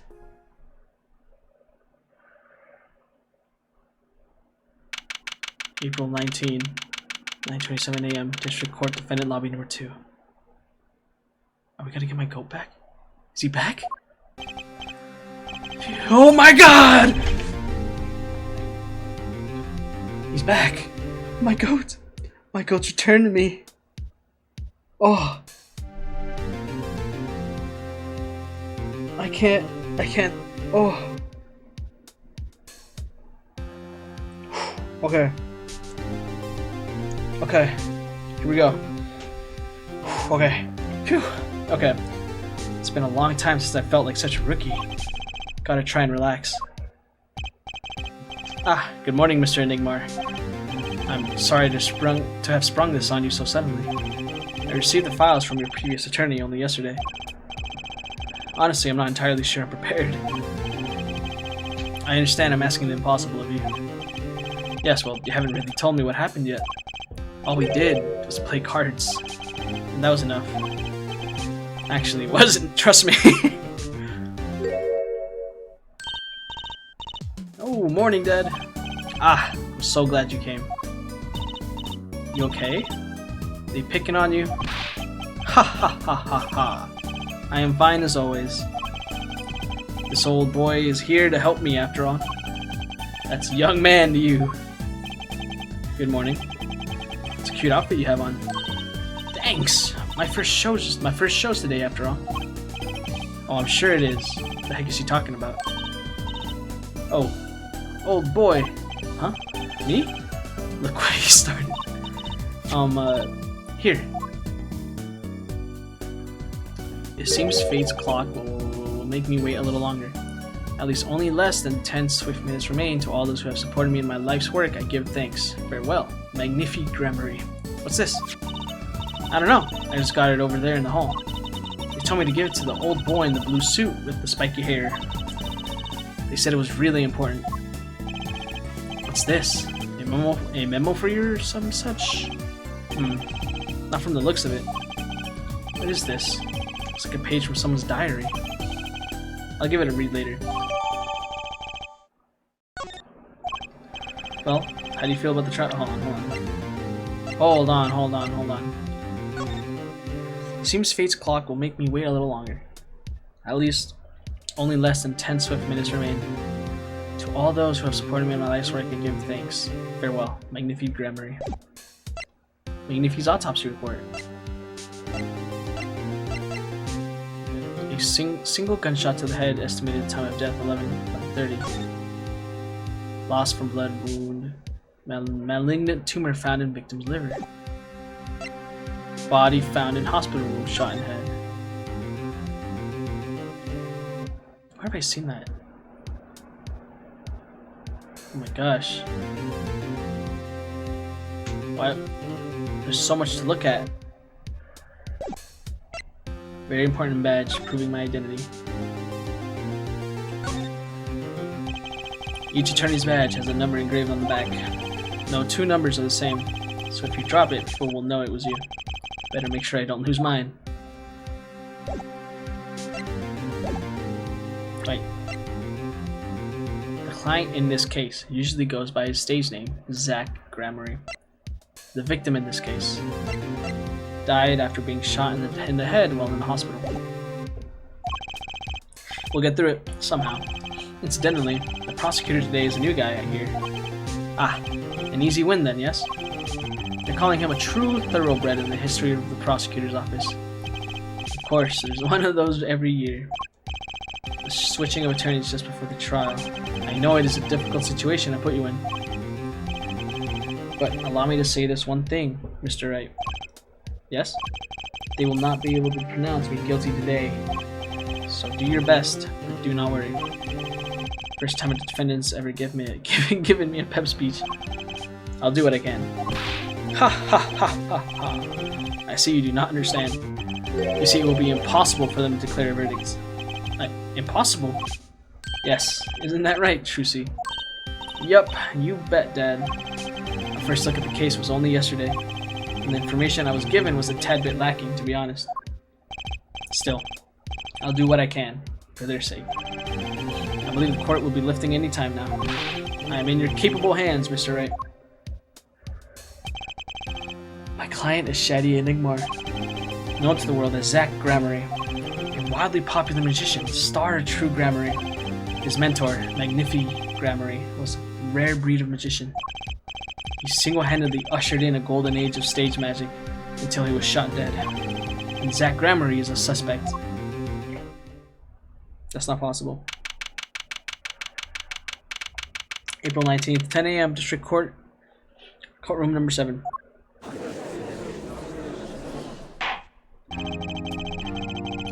Court is now in session for the trial of Shadi Enigmar. The defense is ready, Your Honor. Oh my god, it's my goat! Oh, he's back. Is the prosecution ready? I was just thinking. Is this what all the fuss is about? Bit of a buzzkill, really. Buzzkill? Is this some new kind of crime? One of the worst. This is a trial, y'all. Where are the sweaty palms? The pounding hearts? The Gavineer's concert's got 10 minutes to thrill this gig's got. Who were you again? Clavier Gavin. I came to get the party started. Legally, yeah. Gavin. Defense attorney Christoph Gavin's. Ah, figures my bro's more famous in this part of town. Clavier Gavin. Lead singer of the mega hit band, the Gavineers. We're out of your league, Rock Boy. Or you're out of your league, Rock Boy. I know what you're thinking. You're out of your league, Rock Boy. True, my debut single, 13 Years Hard Time for Love, what planned him overnight. Well, that's just a hobby to me compared to this, yeah? Talkative, aren't you? I like your affected Euro rock accent, by the way. I'm just getting warmed up. Air attorney, right? Perhaps you would be so kind as to fill us in on this case. Or on the case. Actung, baby. Time to call on the opening act. What was his name again? Ah, yes. Detective Gumshoe. Hit it!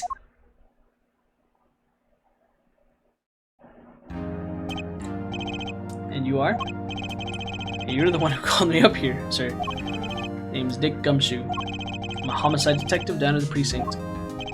Detective Gumshoe. Long time no see. Hey, you! Huh? Me? Today's the day, pal. Today I win and you lose. I got confidence in my testimony today. See? What? You normally lack confidence in your testimony? Hey, detective, this is my stage. Can the antics. Huh? All this hey youing and such. And I could care less about your history together. Irk. Poor Gumshoe. Very well. Detective Gumshoe, if you would, please tell us about the case at hand. It had been 6 days back in a room at the General Hospital. The facts are as simple as they come. Here's the crime scene. The victim was a patient, asleep in a hospital bed. The killer comes in, puts a pistol to his forehead, and BAM! Lights out. Them's the facts. Not so long ago, the victim, Magnifi Gremory, was a famous man.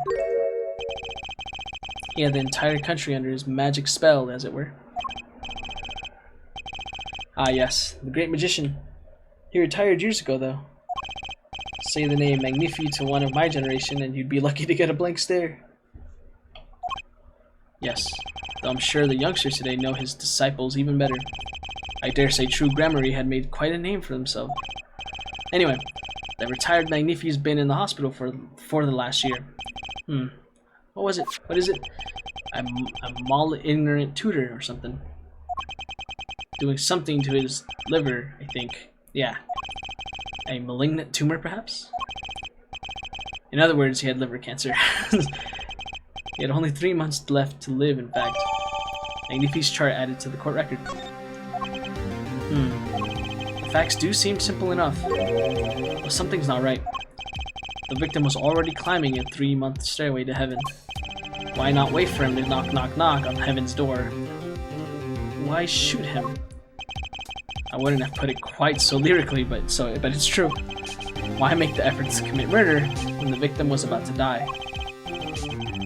Incidentally, the victim had a serious case of diabetes. Diabetes?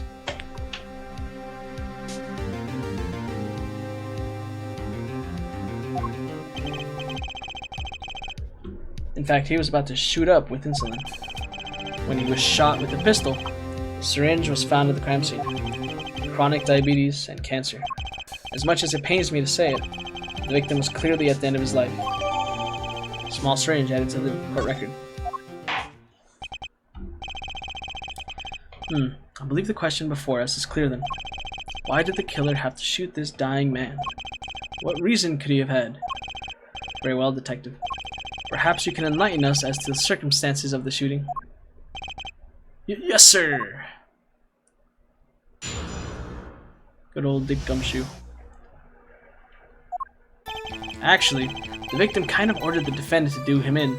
A few days before it happened, the victim sent a letter ordering his own murder. What? The defendant did what was asked of him and shot the old man in the forehead. The bullet was fired from the pistol found at the scene, no doubt about it. And the pistol definitely belonged to the old man, sir. What? You're saying the victim ordered his own shooting?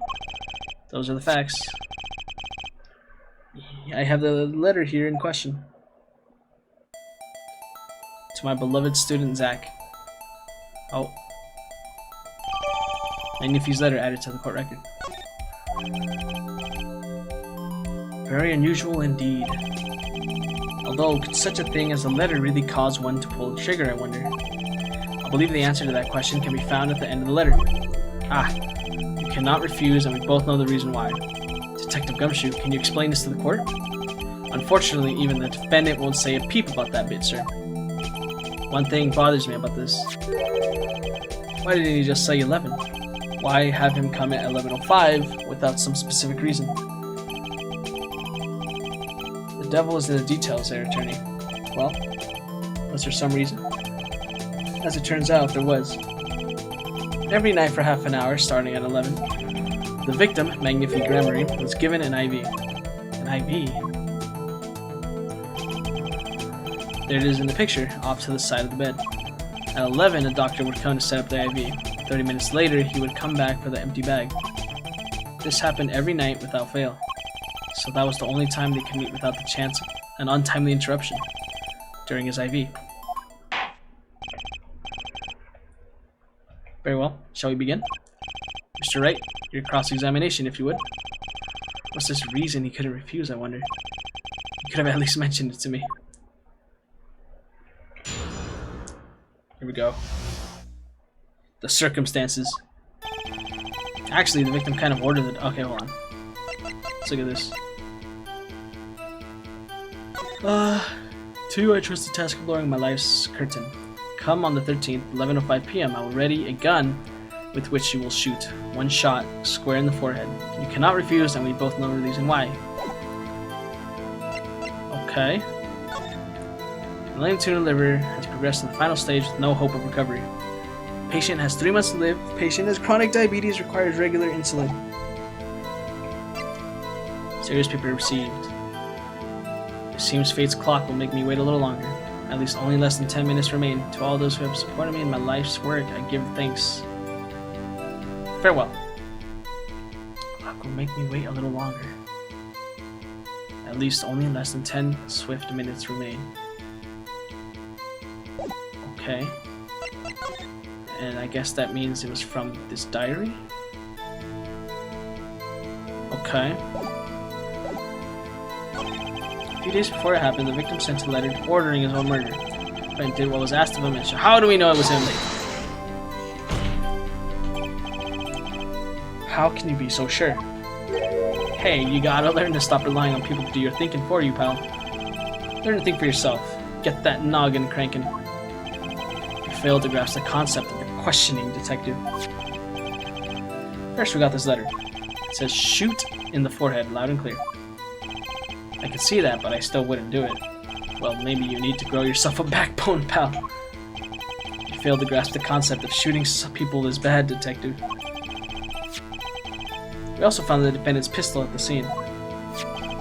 Traces of gunpowder residue shows that it had been fired recently. Well, Mr. Wright? As far as I can tell from looking at this photo, there seems to be no issue with the prosecution's claim.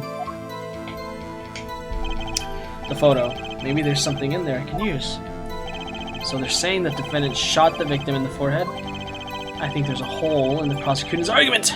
Clearly, Mr. Ningmar shot something else. Clearly. Looking at this photo, another possibility occurs to me. Yes? What does the letter tell us? That the defendant had a reason he couldn't refuse his teacher's wishes. Bingo, pal. That's why the defendant popped him one in the forehead. Oh? The defense disagrees. You see, the defendant had another choice he could make. Objection! What? And you can prove that with this photo? I can prove he had a choice, yes. The defendant might have fired like he was ordered, but he didn't shoot the victim's forehead. Well, let's see what you're saying, what you're thinking, Mr. Wright. If he hadn't shot the victim's forehead, what did the defendant shoot? I feel like this was quite obvious. The clown doll. Take a closer look, see? It's been shot in the forehead too. Ah! There's a hole in its forehead. Yes, and a hole in the prosecution's claim. Objection! Ha, and I suppose you have a reason as to why he'd shoot the clown doll? He didn't just shoot the doll, he shot the doll's forehead. His forehead? Ah! Let's read the orders once more, shall we?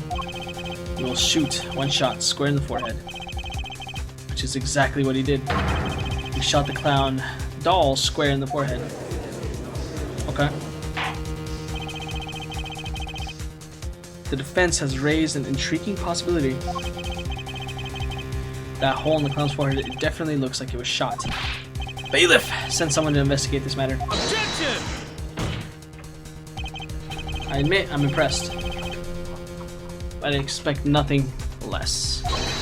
Still, this doesn't mean he didn't shoot the victim. Objection! Perhaps he did have to shoot a forehead as ordered, but the letter says nothing about whose forehead. This was the only way he had to follow his orders without taking a life. The bullet hole in the clown's doll forehead does demand an explanation. It might very well be a clue, yet Prosecutor Gavin is right. It alone does not prove the defendant's innocence. You cannot say for sure the defendant didn't shoot the victim. So sorry, Mr. Wright. How sad it is to see the mighty fall. How sad it is to see the novice's overconfidence. He doesn't realize just how big this little hole is going to get. Detective Gumshoe, please take this newfound fact into account as you continue your testimony.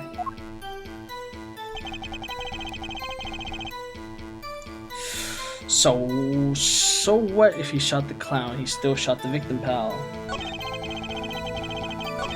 The bullet was fired from the pistol found at the scene, no doubt about it. How do we know that? You mean this pistol? The one in the crime scene photo? That's the one. It's a funny looking gun, so there's no mistaking it. We compared the bullet taken from the victim's skull with the bullet fired from this gun. The rifling marks on the bullet were a perfect match.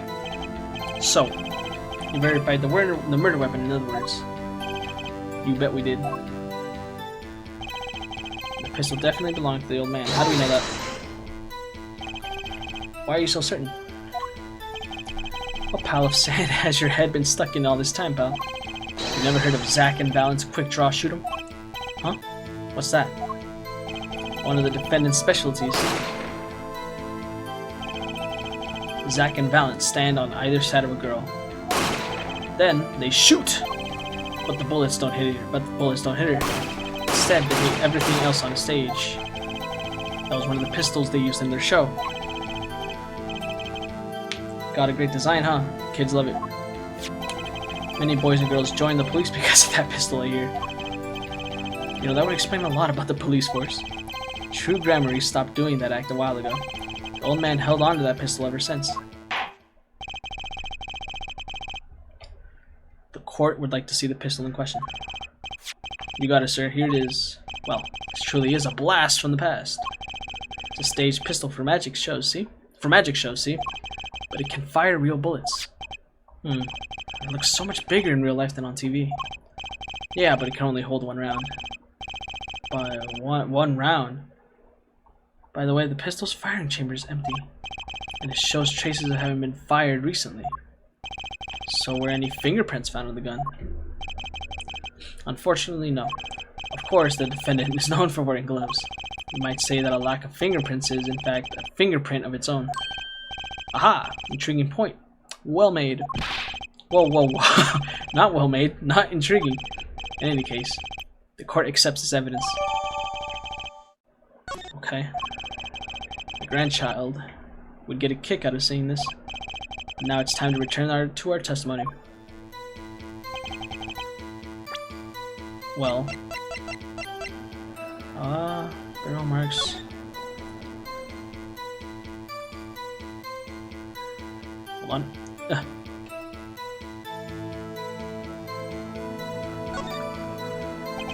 If you look closely, you can see how the pistol's made to bend here. It's a one-shot only model, and I guess this bend is reloaded. So this is the famous Gramarye golden gun. They say kids used to love pretending they had one of these. Wonder if they pretended to miss their targets too. Well, it can only hold one bullet, and there's 2 shots fired clearly. Objection! So there's a clear contradiction there. The trickiest cases often seem the simplest. Prosecutor Gavin, you missed the bullet hole in the clown's forehead. If you hadn't missed that, you might have come to a very different conclusion. Understand? Yeah, but like I just said, pal. After he shot the clown in the forehead, he went and... Objection! Did nothing of the sort to the victim. The pistol proves he could not. The murder weapon? How? It's quite simple, Your Honor. This pistol only holds 1 bullet at a time. Ah! If he had shot the clown in the forehead, he couldn't have shot the victim too. That's true. Yard! That's not a contradiction, not even close. All you have to do was reload the pistol after the first shot. Objection! Oh? Where did he get the extra bullet? They're not so easy to come by, you know. If you claim the defendant had one ready, then prove to us how he got it. Erk. Ha ha ha. Hee hee hee. I had a feeling this wasn't over yet. No, this party is just getting started. And And I haven't proven anything yet, but beyond my good looks and starting record sales. An utter lack of humility. Ah, what's this? It seems that the prosecution has another witness prepared. Like I said, Air Detective. Or, like I said, Air Detective was just the warm-up act. Now that the audience has gotten a taste of what's to come, they're ready. Ready for what? For my decisive witness, of course. A witness who, you will find, can prove one thing for us. That it was Zach Gramarye who shot the victim in the forehead. Bring it on. Very well. We'll pause for a 15-minute recess. This might be my lucky break.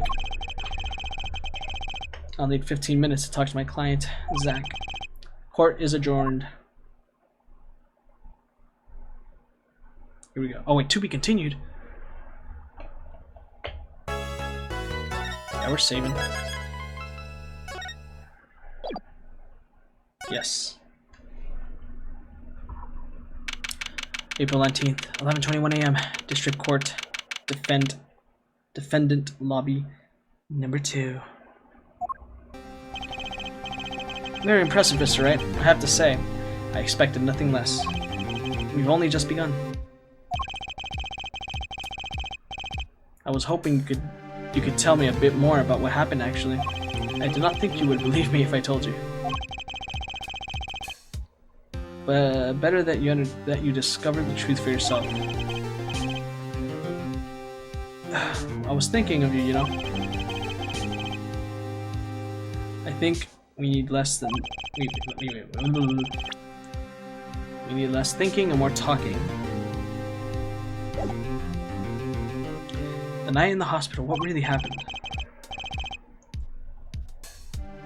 Ah, the way your eyes gleam, Mr. Wright. You're scared, Trucy. Speaking of which, where is she? You have seen the problem yourself, the letter. The one shot in the forehead one, right? Yes, and the reason he speaks of... I cannot deny my mentor's wishes, even if it meant my own death. Why not? This is something I will not say, for now, at least. What's this for now business? I've done many things in my life, some well, some poorly. But this is a cross we must bear alone to our graves. We? You wanted to know about the night of the incident? Finally, this guy sure likes to take his time getting to the important stuff. Of course, I had no intention of shooting my mentor. I snuck into his room that night at the appointed time. And found there upon his bedside table 2 pistols. 2? Yes. The one I had used on stage, and the one that had been used by my partner, Valent. Oh, for the Zack and Valent quick draw thing.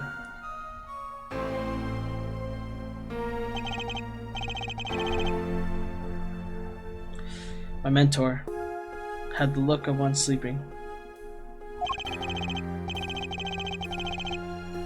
I stood by his bedside, hearing only the light sound of his breathing. Then I took the pistol into my hand. I cannot deny that my resolve faltered then, for a moment. You faltered? You mean you thought about shooting him? Recall, there was a reason I could not refuse his request. His asked such request, though not his first. So there were other requests you couldn't refuse before? To be honest, I've not always been steadfast, and I fear I've brought pain upon Trucy. Was Magnifique coercing his disciple somehow? Just what was going on in True Gramarye? Yet, in the end, I did not shoot him. Instead, I turned and shot the clown. I took the pistol I had fired and placed it in my pocket. In your pocket? I believe if you examine the bullet in the clown's head, you will find it to be different than the one in my mentor. What were those called? Rifling marks? Yes. Well, that is all I have to tell you concerning the case. Concerning the case? You mean there's something else you can tell me? Ha ha ha ha. You are a fascinating man, Mr. Wright. Thanks? Yes, there is something. My mentor. His eyes opened. What? Magnifique Gramarye?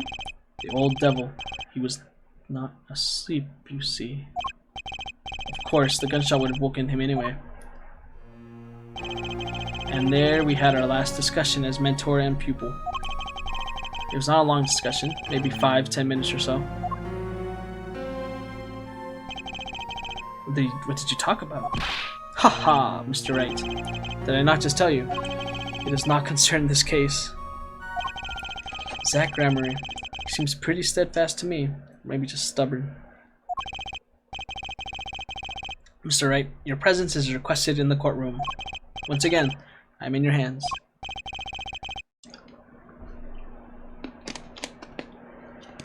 Right. Let's get back in there. April 19th, 11:37 a.m. District Court, courtroom number 7. Court is now back in session. During our recess, a bullet was found in and dug out of from the clown's head. Well, this is news. And the rifling marks? There wasn't time to do a detailed analysis. Well, he did find the weapon type matches the murder weapon. Well, that's not very conclusive, is it? Which is why I'm going to call my very decisive witness. Your decisive witness? How many times have I heard those words? Though they often turn out to be less decisive than you think. Oh, don't worry on my account. I'm quite confident this witness will do the job. After all, he is intimately acquainted with the players in our little production. Being the other half of the True Gramarye famous duo, Zach and Valent. Valent Gramarye. So we get to meet the great Magnifie's other disciple.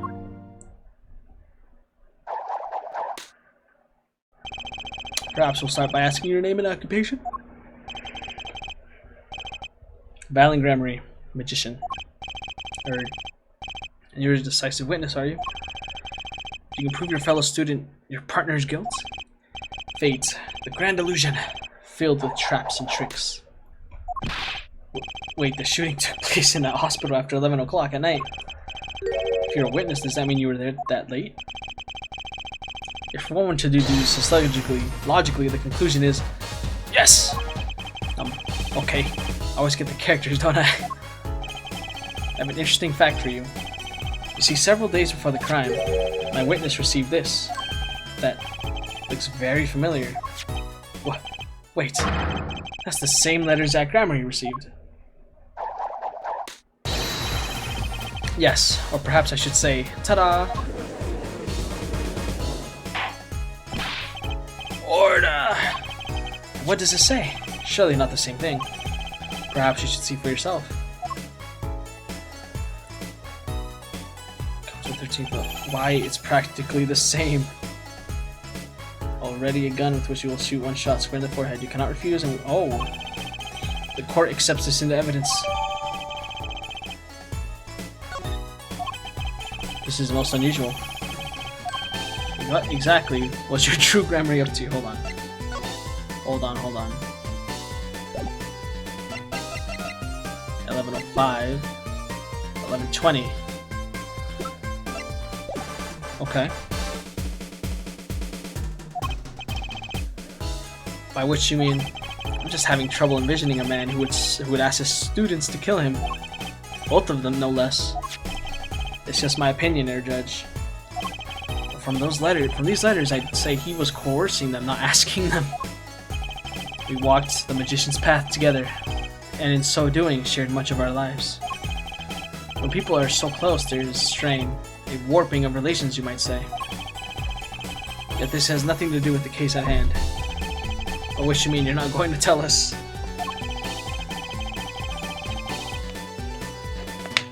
Which makes me wonder even more about this reason they couldn't refuse. Well, let's get on with the testimony for starters.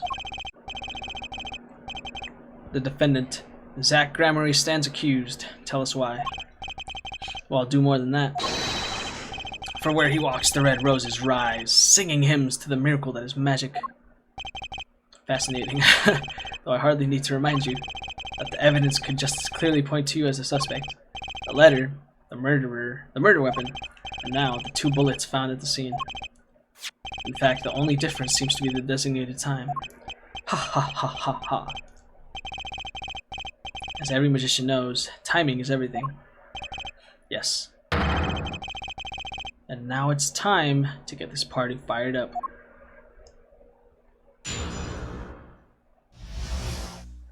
The night of the crime. That night I visited the hospital room at the time Magnifi requested. The smell of gunpowder hung in the air, and my mentor had taken his final bow. I did not imagine my fellow student might have received the same instructions. Yet a deal with the dead is still a deal. Death's sweet kiss I gave to the clown. Then I informed the doctor and the police. So you're the one who reported the crime. Indeed. I would think this fact alone would clear my name of suspicion. Let's not jump to any conclusions. Yes, the cross-examination generally comes before the conclusions in this court. But if your testimony proves to be true, then the defendant, Zach Gramarye, is guilty. And if it wasn't Zach Gramarye, then the killer was you, Valent! And no disappearing act will get you out of that.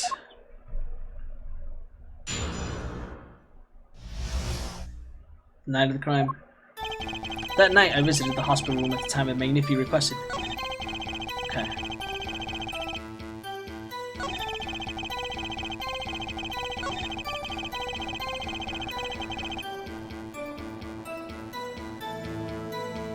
Hold it! Hold it! There were 2 bullet holes at the scene, one in the victim and one in the clown. You're saying that the one who shot the clown was you? No doubt my partner Zach has said much the same thing. Yeah, because whoever didn't shoot the clown committed murder. I better dig around here a bit more and see what I turn up. Mr. Valent, let me ask you about something else concerning the scene. Namely, the number of pistols. How many pistols were there when you entered the room? By which you mean what precisely? 2 pistols were used in the Zach and Valent quick draw. Shoot 'em, correct? 1 for each of you. You are well informed. Yet only one of my old friends sat in the hospital room that night. What did Zach tell me in the lobby? Of course, I had no intention of shooting my mentor.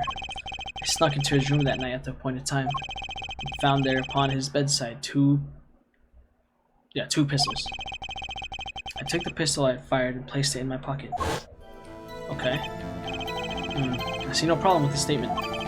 Only 1 pistol is visible in the photograph of the crime scene after all. So you picked up that pistol and fired it? Indeed I did. Alakazam. Alakazing. Alakaboom. Is the number of pistols really so important? Quite important. The number of pistols is quite important, Your Honor. Very well. Please add this detail to your testimony. What can I do but obey?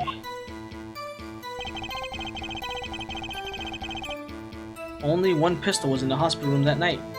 With it, I shot the clown.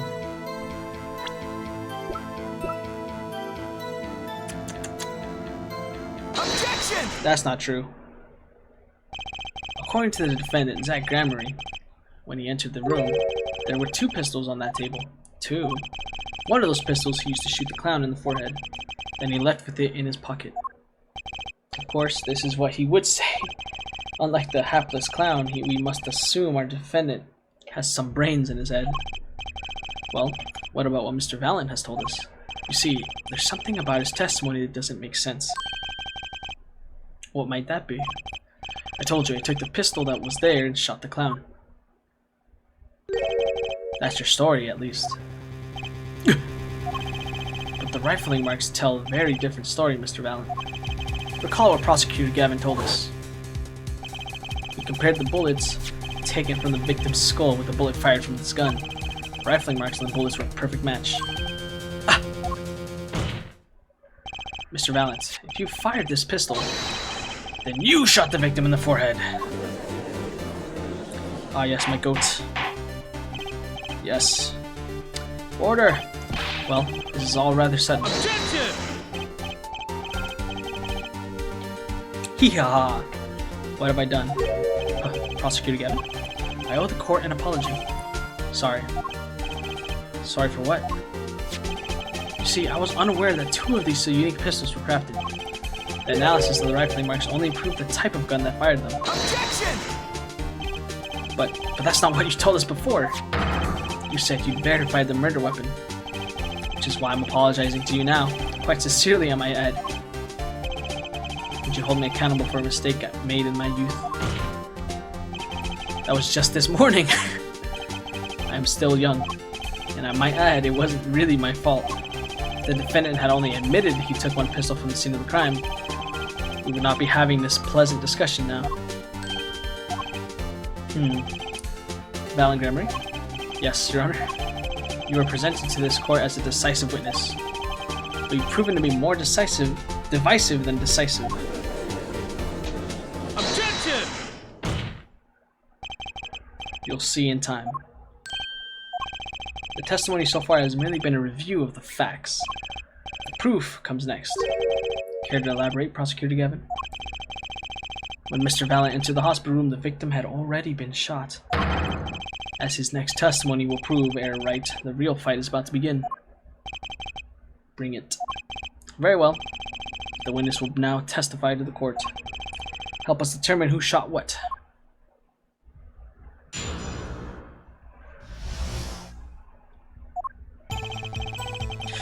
I arrived in the hospital room at that point in time, which is to say 11:20 p.m. After discovering the body, I fulfilled my obligation, then called in the doctor. The doctor examined the body before the police arrived. He was quite clear about the time of death, 11:10 p.m. And the one in the room at that time was my partner, not me. Those times are rather close, you have to admit. You're talking about an alibi established over a matter of minutes. To use a 10-minute discrepancy as the basis of your alibi is easy to explain in this situation, there, Judge. For example, take our debut hit single 13 Years Hard Time for Love. Cue to the song, press the play button, and it will play for 2 minutes 15 seconds. Do it 100 times, the result is the same. Their debut song was only 2 minutes 50 seconds long? What a ripoff. Magic is a world of utmost precision. Hocus pocus requires admirable focus. And the time of death determined by the doctor there is an incontrovertible truth. Very well. The prosecution warns us that we're dealing with rather precise times, and we can expect the cross-examination to require the same level of precision.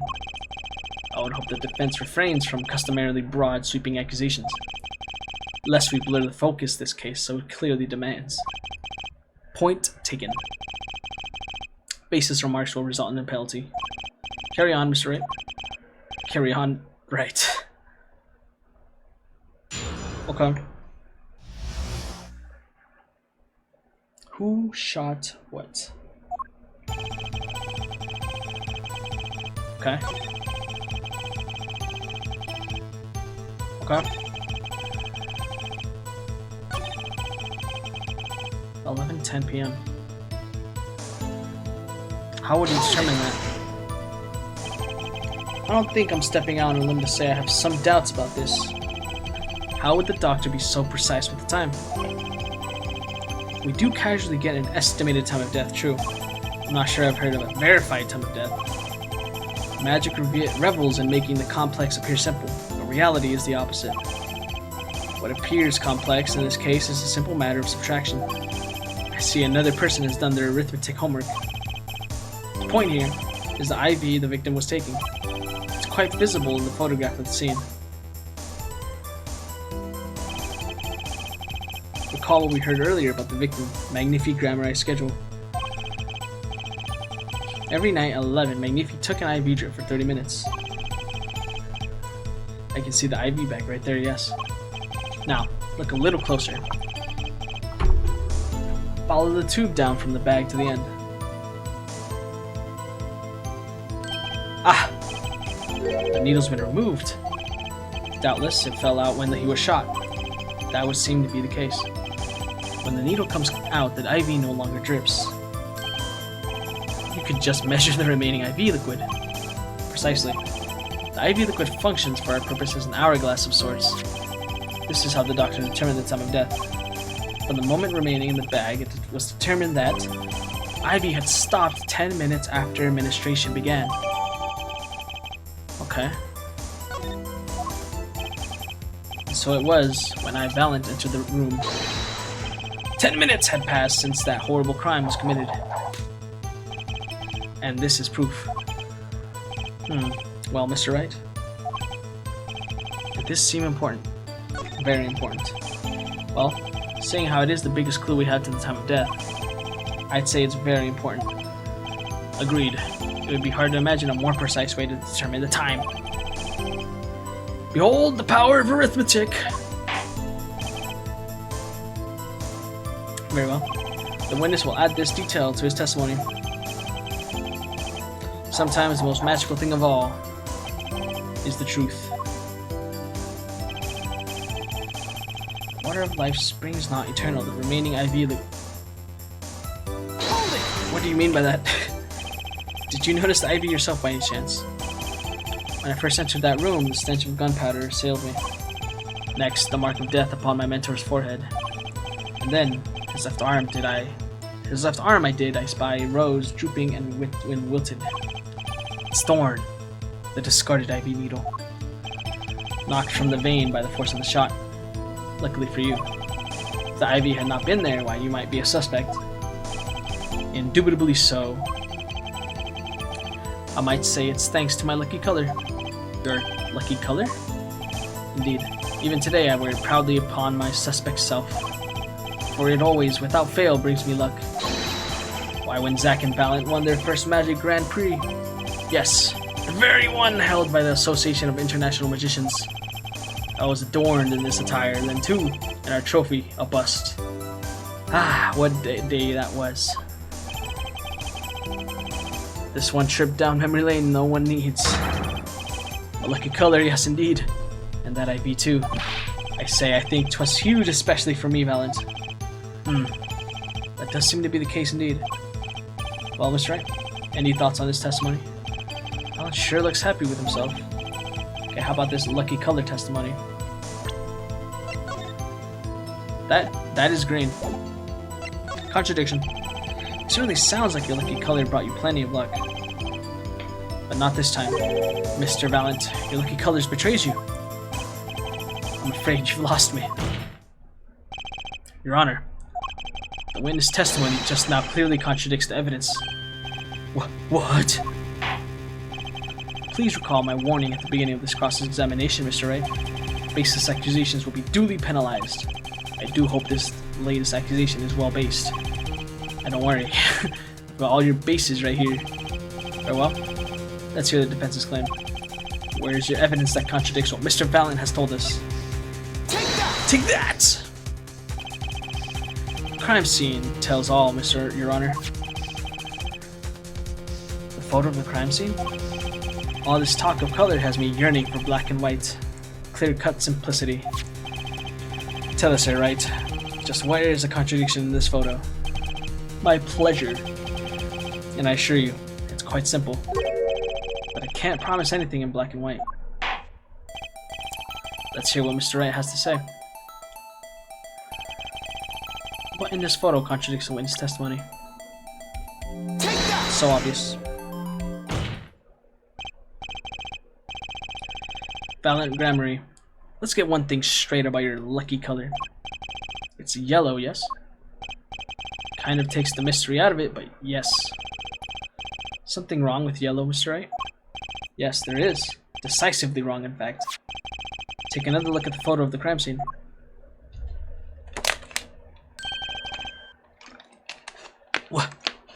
What's this?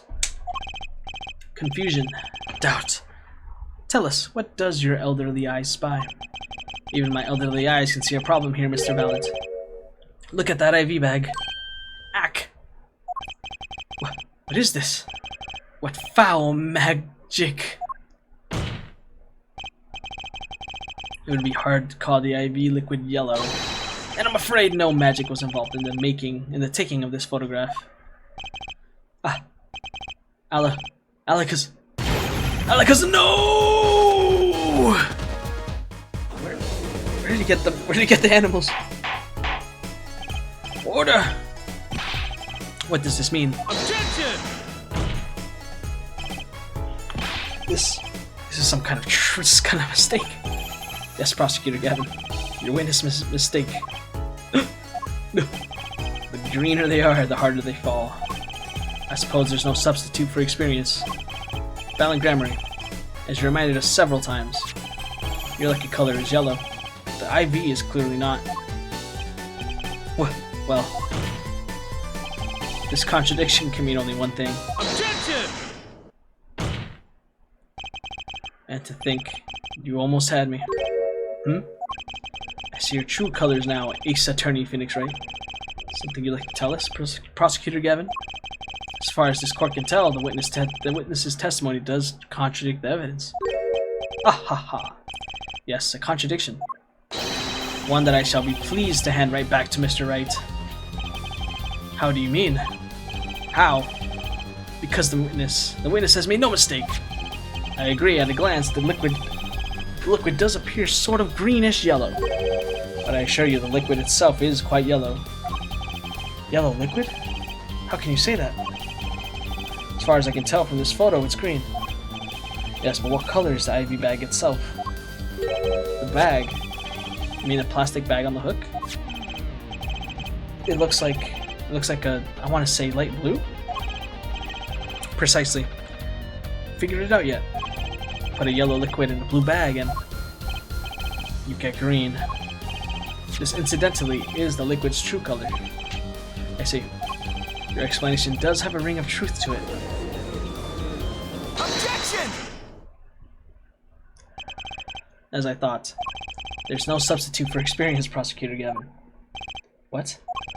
You may tell a good tale, but you've just proven something rather grave. For you, that is. Good grave. The liquid in the IV is yellow, yes. But how did this witness know that?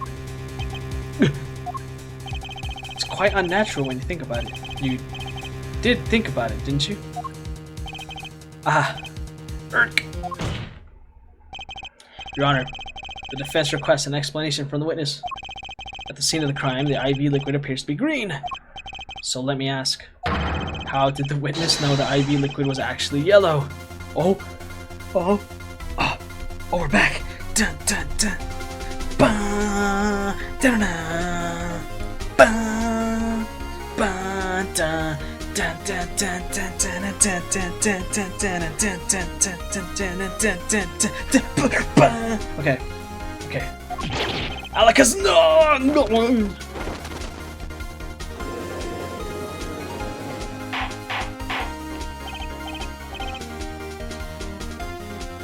Order!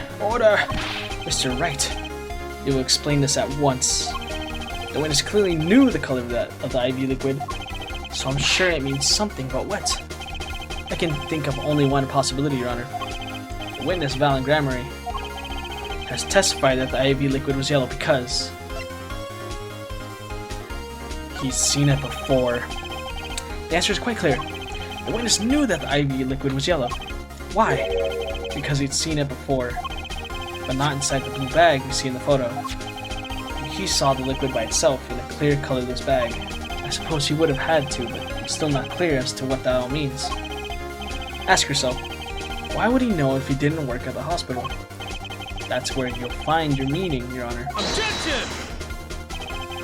I'm afraid I find nothing. So what if he knew the IV liquid's color?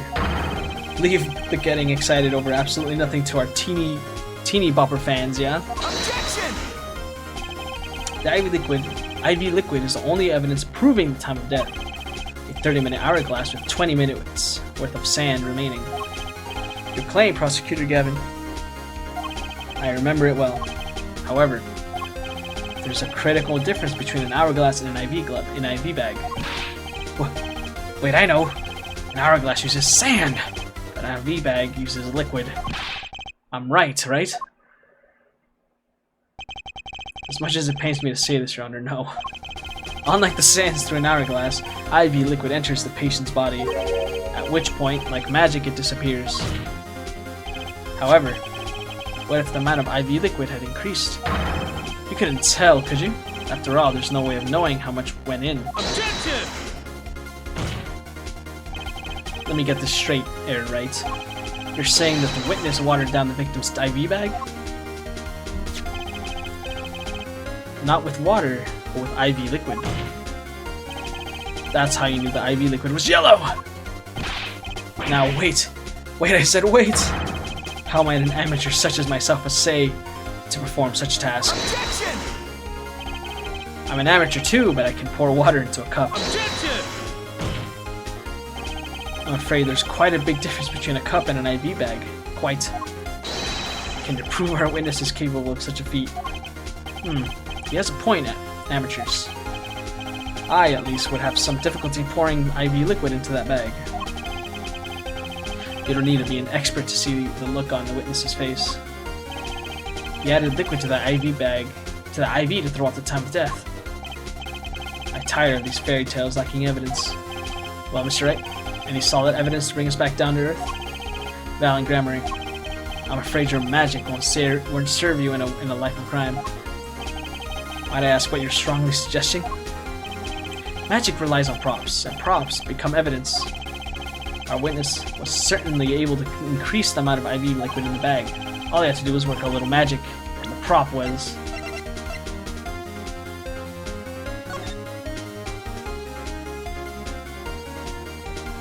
I don't know.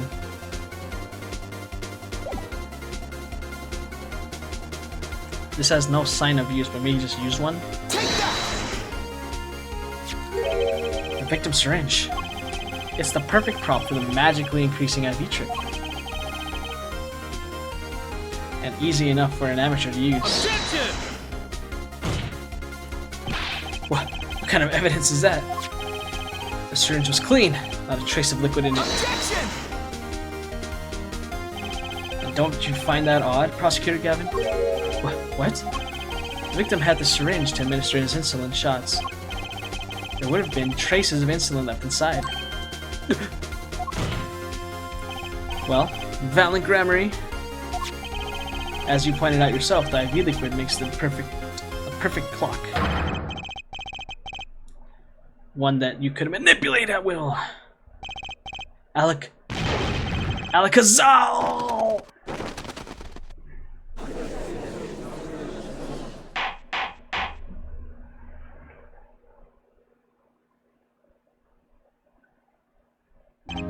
I do believe, with this being his first, that the burden of this trial has been a bit too much to bear for Prosecutor Gavin. I'm afraid that while there is a doubt as to the amount of IV liquid in that bag, the time of death cannot be proven. And that brings our trial to a close for today. Well, maybe I can squeeze an extra day out of this. Do a little much needed investigation work. See, there are no objections. Objection!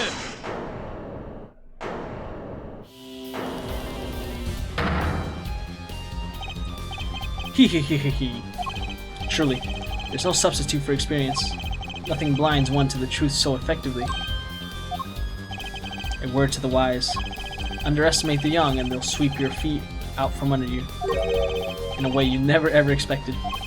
You see, I know exactly what you're thinking. What's he talking about? You say the witness used the syringe to manipulate the level of the IV liquid? But there's no proof. There's no proof he didn't do it either. Yes, quite true. Huh? He's admitting it. Nor was this witness quite as decisive as I'd hoped. This I admit. After all, why linger in the past when the future holds so much? You have something in mind, Prosecutor Gavin? Proof, fair judge. I have another way to prove my case. With evidence, no less. What's this? This is the victim Magnifi Gramarye's diary. Diary? After going to the hospital, Magnifi began writing his memoirs, it seems. The story of his birth, his startling debut, and of course, of meeting his disciples. It seems he intended for the last chapter to end quite appropriately with his death. Wait, that book doesn't say what the reason was, does it? The reasons why his disciples couldn't refuse his last request? Sadly, it does not. What's important here is on the last page. Apparently, the victim wrote in his journal that night, even after the IV had begun at 11 p.m. Let's read it, shall we?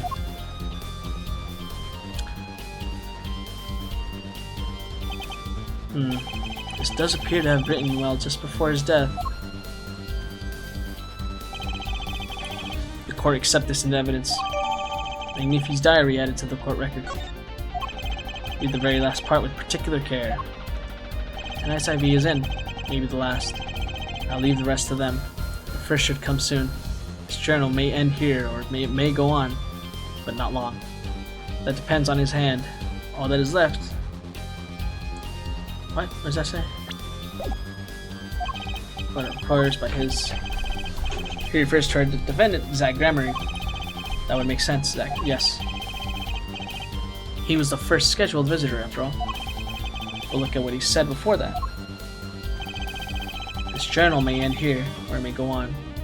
It may go on. Magnifi Gramarye intended to write again.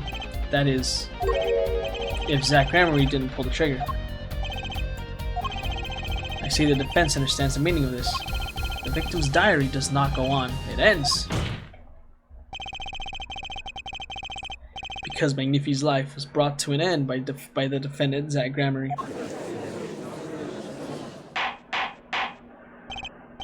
Order! Prosecutor Gavin. Are you certain that Magnifi Gramarye wrote this? There's no mistaking his handwriting. Well, this does seem to be significant. According to this, Magnifi did intend to continue his diary. Yet if his diary ended here, which plainly it did, then the one who pulled the trigger was the first visitor, Zach Gramarye. Well, how do you like me now, Airwright? Still too green for your taste, hmm?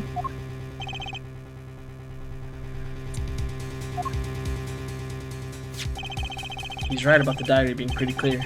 Still, I find it hard to believe that he'd overlook such an obvious problem with this precious evidence.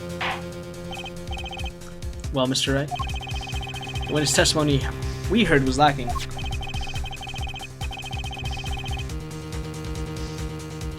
But put together with this evidence, it seems quite sufficient for a case. If the diary is accepted like this, the trial's over. Maybe it's time for me to show them something. I'm left with no choice but to show my own evidence. What? You have some evidence that overturns his diary? It's not too late to rethink this and avoid more embarrassment. Very well. Please show us your evidence, Mr. Wright. Incidentally, don't even think of showing us this diary I've just shown the court.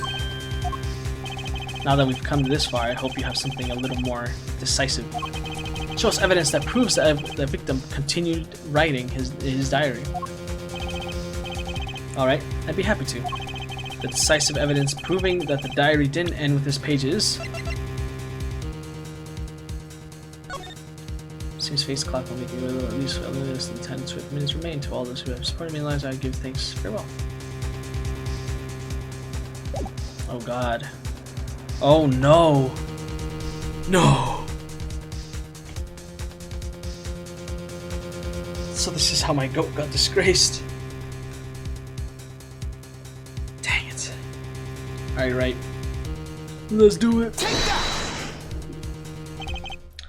First, take a close look at this diary.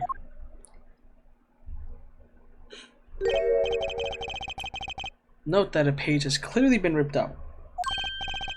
What's this?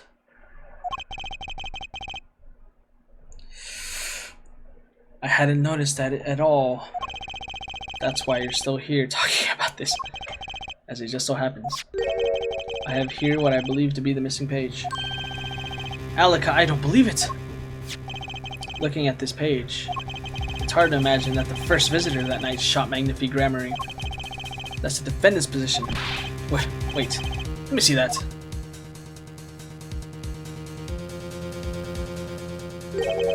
What in the Sam Hill? Why, this is the continuation of the victim's diary.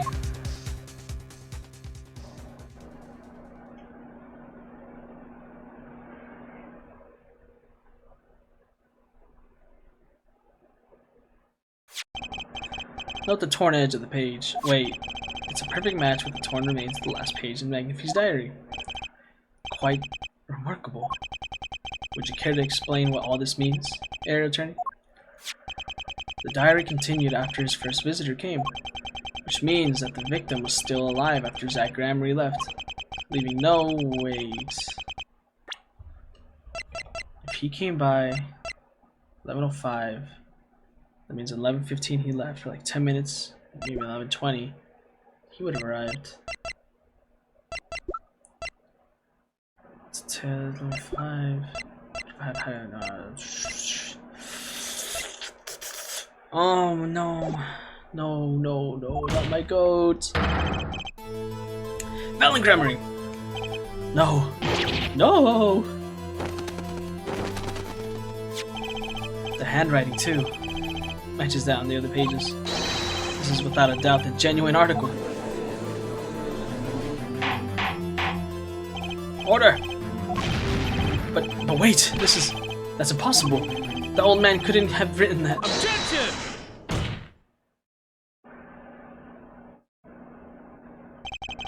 Finally. You just couldn't resist, could you, Air Right? Resist what? Presenting solid evidence? Air Judge. Yes, Prosecutor Gavin?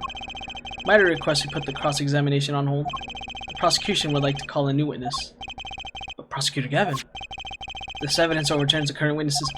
I ask only to be put on hold, please. My new witness has a very, very important piece of testimony to give. 5 minutes, no more. I promise, Your Honor. But well, if you put it like that, put it that way. Mr. Wright, what's your take on this? Well, Your Honor, judging from his enthusiasm, we'll have to hear this new testimony sooner or later anyway. So it might as well be sooner. Then, though this is highly irregular, we will put the current cross-examination on hold. The witness may step down. Now, Prosecutor Gavin, please bring this surprise witness to the courtroom. I had a bad feeling just then. That ripped out page was too obvious. You must have known. And I should have known it was a bad sign all around. Oh God. Holding trial with no audience is a first even for me, Prosecutor Gavin.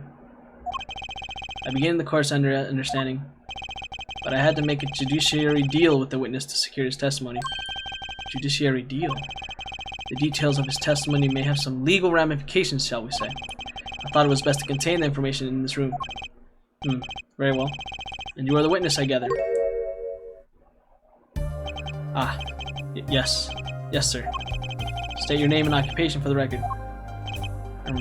My name is Drew Misham. I'm a painter. Painter? You're somehow related to this case? No, well, not per se. I have one simple question for this witness. Mr. Misham, was it? Do you know what this is? Oh, yeah. I know it well. How is that possible? Have you seen this diary page somewhere before? Oh yeah, I mean, I made it.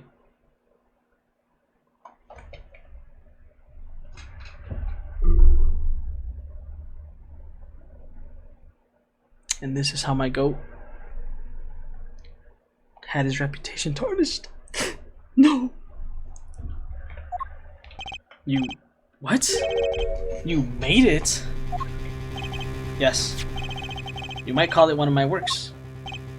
The prosecutor's office revealed a tip-off yesterday. Received a tip-off yesterday. Illegal evidence has been prepared for the trial of Zach Grammary. Illegal evidence? I initiated an investigation and found this witness. A painter to the world at large, Drew Misham, has another side, you might say. He is skilled in making perfect reproductions of certain things. Forgeries, in other words. Forgeries? But, well, so we're to understand that this page here is a fake, prepared by a certain defense attorney. Objection! Hold it. I didn't prepare this evidence. Objection! The attorney speaks. Something about this page, I presume, but what is he saying? It makes no sense. After all, it was you who presented this evidence to us, Mr. Phoenix Wright. Witness, or Mr. Misham, was it? Who requested this forgery? Who was your client? That... I don't know. What? Most of my clients prefer to remain anonymous, even to me. I make the items they want and receive my payment. That's the extent of my contact with them. Objection! There's no proof this is a fake. It's a fake.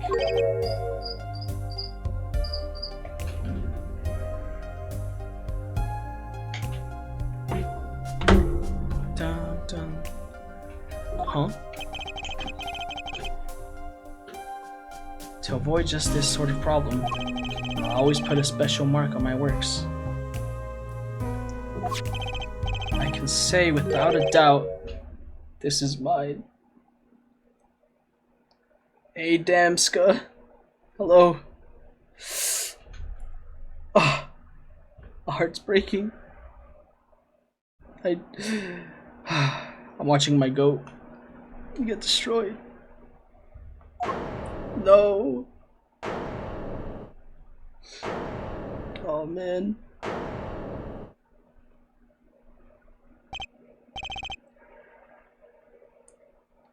Man, I didn't want to believe it.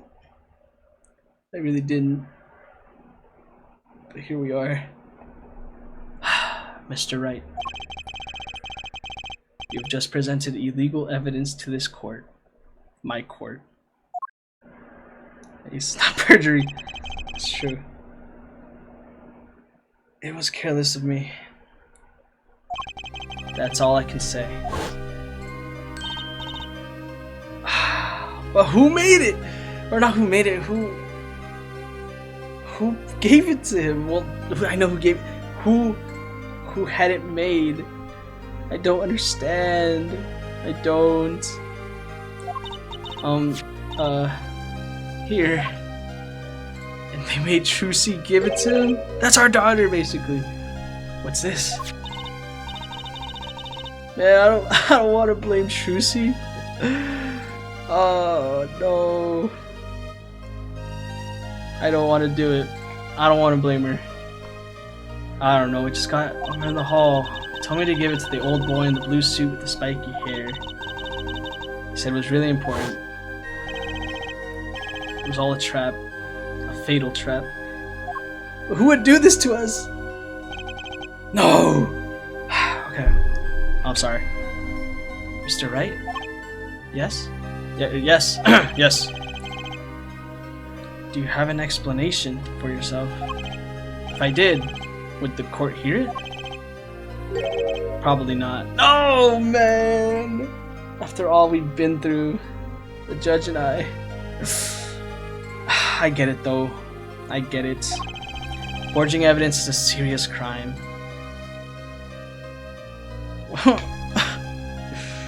Why? What the freak, Judge?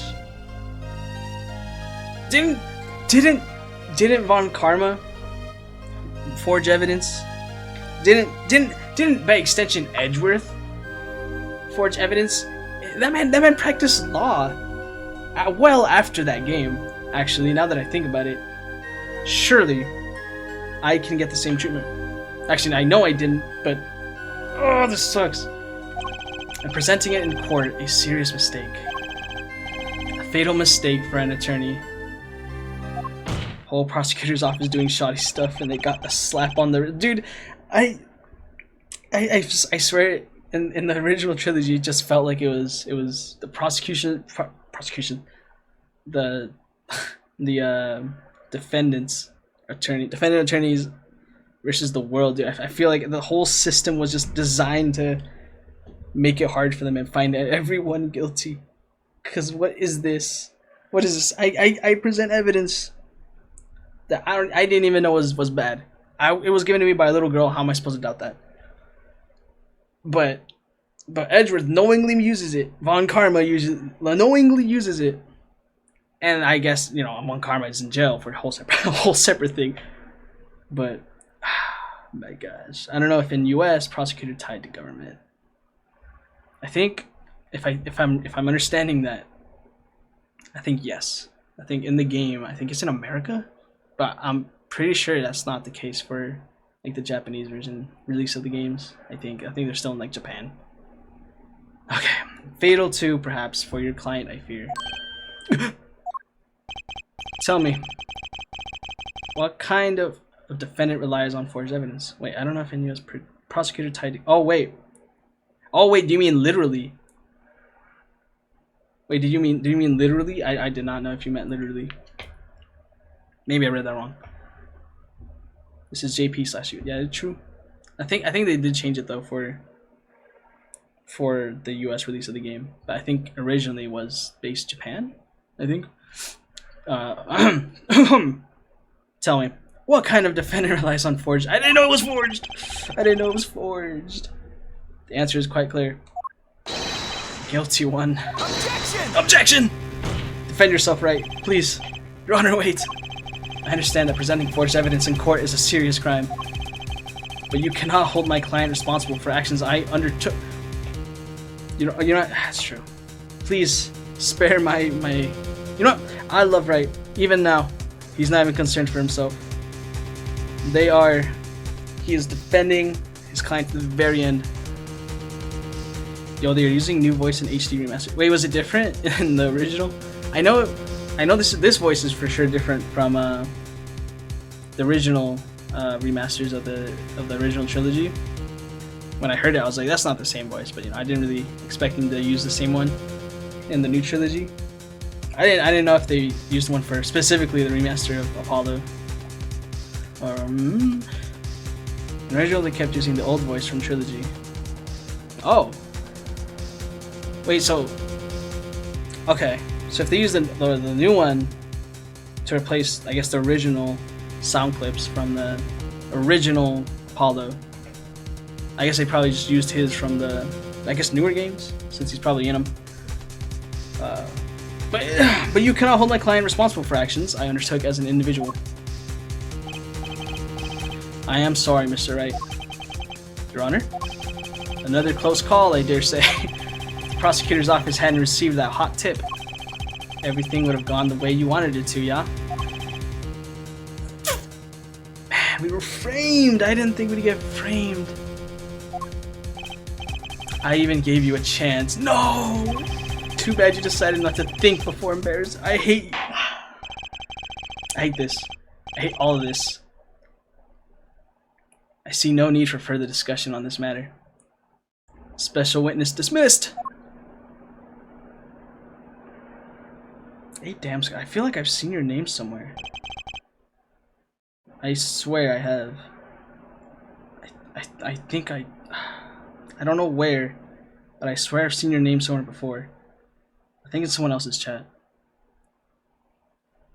Well, if you playing Metal Gear Solid 3 MSG, I can't. It's like, hold on. Okay, hold on. Mr. Attorney. Yes. Could I ask your name? Phoenix Wright. Mr. Wright. I've seen and studied many people, but none like you. I'll remember you, Mr. Wright. Why is his hair like that? I didn't even like. It didn't even click. I was so upset by what just happened. I didn't even click. It didn't click with me. The half of his hair is just sticking out to the side. Man, I probably know who. Maybe, maybe I do. I swear I might, or maybe I'm just crazy. I don't know. But anyway, though I deeply regret having to declare a verdict in this way, this trial is over. You have the right to find a new attorney and make an appeal. However, this court must... Your Honor? Yes, Mr. Zek? There is one thing I wish to make clear. Today, in this courtroom, you cannot declare me guilty. No way did he set me up. No way. No way! Zach, maybe. Oh, I don't even know. I don't know yet. We'll see. You cannot declare me guilty. It is impossible. I'm afraid the defendant is quite mistaken. I most certainly have the authority to declare a verdict on you. Except, tell me, how do you plan on announcing your verdict when your defendant does not exist? Doesn't exist? What are you talking about? I am talking about this! What? He just left. He's gone. What? You can't do that. We got a rudder. But how do you... Mr. Enigmar. The defendants escaped. Find them quick. Bailiff. Close all exits from the building.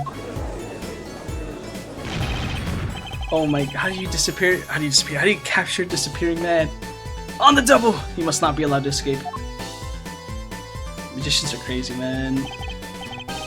That day in the courtroom, a miracle occurred. The defendant, Shadi Enigmar, aka Zach Gramarye, did not just escape from court. He literally, unbelievably, vanished. Right before the bailiff saw it. Wait, what about his daughter? No one ever saw him again? Not since that day? This is the Gramarye miracle. Ahahaha! Ehehe. No way. No verdict was declared. Miracle and his resisting. I don't. Man, magicians are weird. Magicians are weird. No verdict was declared. After all, the defendant didn't exist. This man used dark magic. Dark magic to get out of a court hearing. Man, if that isn't poetic about things like jury duty, man, if I could magically disappear just so I can avoid like jury duty, I wish I could do that.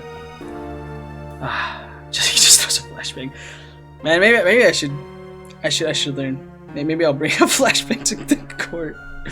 Get out of there. That's how it happened. The trial of Magic Zach Gramarye vanished, along with him for all eternity. The mysteries that remain beyond were all solved, however, but not until 7 years later. To be continued. No way, man. No way. The game really kept right.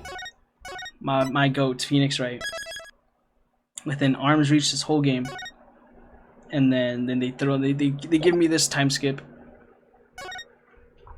and let me play as him. They give me the soundtrack. I'm having a blast, enjoying every second of being back in the shoes of my favorite Ace Attorney to ever walk this earth. So far, I've only played the original trilogy plus this game in particular, Apollo Justice, just to show me him getting disgraced. That trial 7 years ago was the beginning of it all. This I know beyond a doubt. The mysteries of the past work their magic on the present. But you'll soon be finding all this out for yourself. I hope you like the great Ace Attorney adventure. Oh, that's the... I saw it on Steam. That's the one where you play in the like Mijo. I don't know how to say. I'm not Japanese. The Mijo era. In the Mijo era. Mijo. I could be very wrong, but you know what I mean. Victorian era. Is it Victorian era? Is it British? I thought it was in Japan because from what it looked like they had like Meiji era, and that looked cool. It looked very very promising. I think that was like, is that the newest one besides like this trilogy, like the remasters, this remastered trilogy? Because it looked really good from what I saw, and I kind of want to get it, but I'm kind of waiting on a sale. I think there's one on for 15, but I've gotten all of these while they were on sale. I think I got the original trilogy for like $2. That was a steal, dude. I love that game or games. Okay, but you'll soon you'll soon be finding all of this out for yourself. Which of Magnifique Gramarye's disciples pulled that trigger? Where did the vanishing defendant Zach Gramarye go? What dark truths lurks behind the forged diary page? And what about the girl who was left behind? Yo, this man, I didn't even. Okay, this just confirms it. I mean, I kind of assumed, but not. This is like told to me. He took the stand, and he vanished into thin air, and left his daughter. He left Trucy. I've only known Trucy this game, but I love Trucy. She is so fun. Honestly, when I was starting playing as Apollo, it was like very obvious Trucy is gonna follow me around like a lot of the game, if not all of it. I was like, I in my personal opinion, so far, I think she's like just as good, on the same level as Maya. Man, I love Maya. I miss her. They haven't brought her back this game, and I've been waiting for it because how are you gonna have some of these like comebacks from these characters? Like they had Emma. I love Emma. She was great. But like, where's Maya? I miss her. Okay, and what about the girl who was left behind?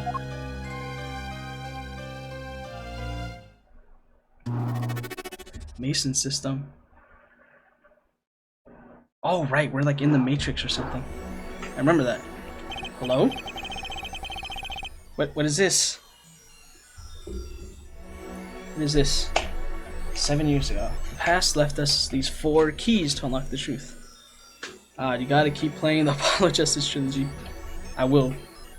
So far, I've only played this. I think this is the last episode actually of the first game, and I'm already like excited to like get into the second game.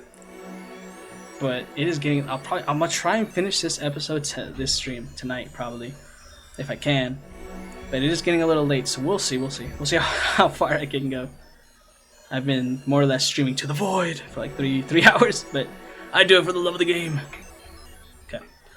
Past left us these 4 keys to unlocking the truth. And I forgot we're in the Matrix. I forgot. Yeah, this is exactly. Oh, that's not all. There are 4 keys in the present as well. And when all the questions have found their answers, the final trial will begin. But first, you must chase the truth through then and now. Think of it as a game. Oh my god, we're getting meta. Oh, we're getting meta.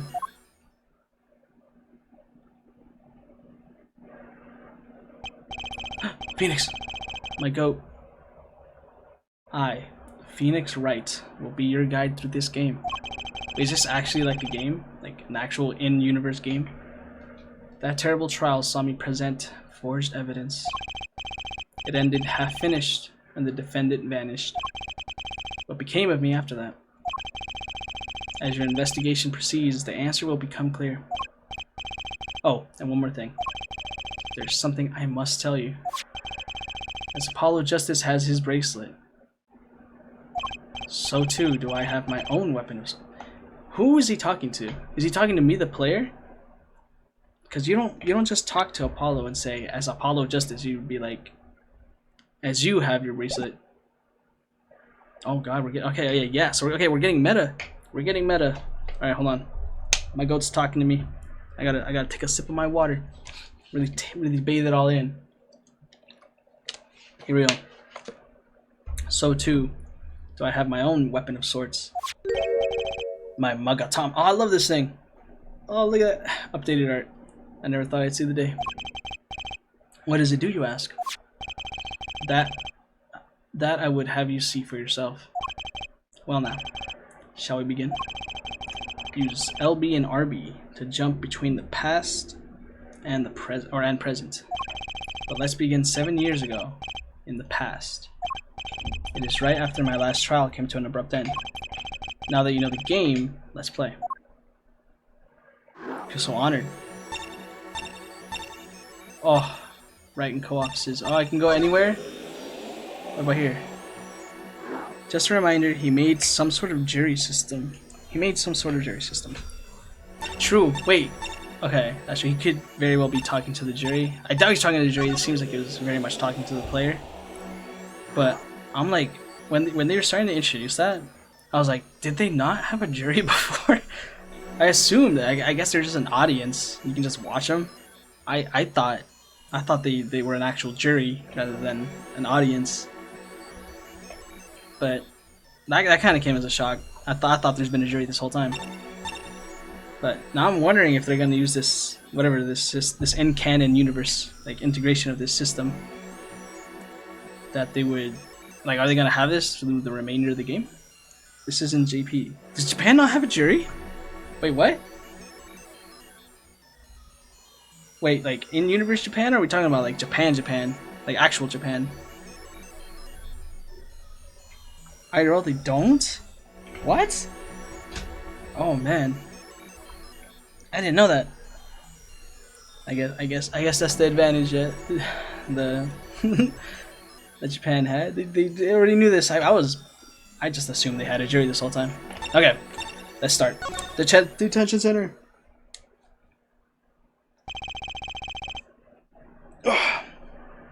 The nightmare trial was over, and the new nightmare of figuring out what happened had just begun.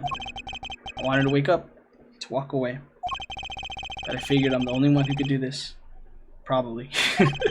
Besides, I had plenty of time, thanks to the Bar Association Review Board's decision. It's hard to work when you're... What? Dude! Why are they doing this to him? Like, yeah, he presented evidence. Yeah, he can't really prove he didn't know. But, like, you know, Edgeworth did it. I assume Francisca did it at some point. Maybe in Europe, so maybe that one doesn't matter. But her dad did. 7 years ago, detention center visitor's room. What strange sight doth mine eyes behold? Excuse me? Two men on either... Oh, wait, you got caught. Wait, yeah, you got caught. No, wait, no, but the game told me... Okay, this is probably before. Two men on either side of a single transparent panel. Yet it seems fickle fate has switched sides, so to speak. The forger of fakes walks freely. You know, this is after the fact. While the innocence language... You're Valiant. I'm stupid. I'm so stupid. I'm so sorry, Valiant. I confused you. I'm not used to you looking so young. While the innocent languishes within these plexiglass confines, there's been no proof that I forged anything. No proof that I took the life of my dear mentor. Yet, these chains cannot hold me for long. The stage awaits. And what, may I ask, awaits you? A little piano in a cold little hole in the wall. Oh my god, he called it. But since you are here, what shall we discuss? The shooting of Magnifi Gramarye for one. Who pulled that trigger? Valiant or his partner Zack? His partner vanished before the answer could be found. If I'm going to get any closer to the truth, this is the place to start. Okay, what evidence do I even have? Okay, got everything here. Let's talk. I have to hand it to my partner. He knows how to make an exit. That's talent. Yes, he made my attorney's badge disappear and never even touched it. Glory's spotlight always leaves someone weeping in the shadows. Yet his very disappearance is itself a revelation. Revealing what? Zack Gramarye killed Magnifi.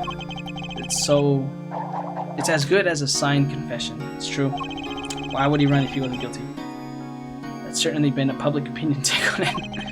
I grow tired of my cage. And the time of my release is near. I must go and prepare. Planning on jumping back into the magic right away? As long as an audience waits with bated breath, there will be Valiant. And also, yes? Now that my partner has disappeared, Magnifi's repertoire is mine. Valiant Gramarye has a tradition to uphold. Is that true? Seen in this light, the trial was quite good to me. Verdict or no. And you can't pay for that kind of publicity. Blackmail. Suspicion on you hasn't lifted entirely, Valiant. After all, you received one of those letters too. You were just as obligated to follow Magnifi's instructions as your partner. It's true. It's a good point. So I was. But only Zack Gramarye followed them. Let us not speak anymore of who shot what. Now that my partner has vanished, the question is moot. I'm more interested in learning something else, actually. Ben, I'm sorry I have to go. No, you're good, man. Thank you for stopping by. you have a good day or night, whichever one it is for you. I'm gonna probably grind out a little bit. I'm getting a little tired, so I'll probably end up stopping here anyways and continue off maybe tomorrow or some other soonish. Because I'm having a blast. But have a good one, man. Or have a good one. Yes, have a good one. What might that be? I want to know what Magnifi had up his sleeve. How could he coerce you and your partner to kill him? The trick up his sleeve? Ah ha ha ha. Perhaps you do not know. Know what? A great magician never reveals his secrets. Oh? Oh my god. Oh, we got him. Oh, that's a lot though. I didn't think it would be that easy. The audience must remain forever in the audience, bathing in the reflected glow of the spotlight. My Magatama, one of my utmost prized possessions, which I got during a certain case. You can show me the locks on people's hearts, and if I can unlock their hearts, they'll tell me their secrets. The Magatama starts it all, and the Magatama ends it all!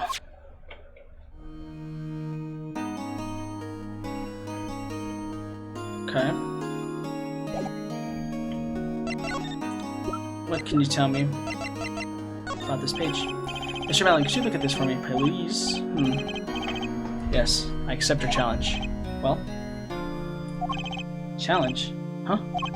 You want me to make it float? Disappear? Or shall I simply eat it? Oh my god. Magicians, man. I didn't come here to play games, Mr. Valen, or watch you do tricks. Okay, let's think. Let's think for a second.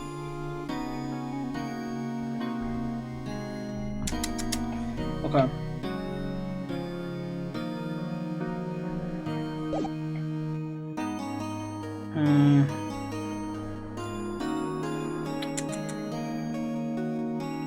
What if...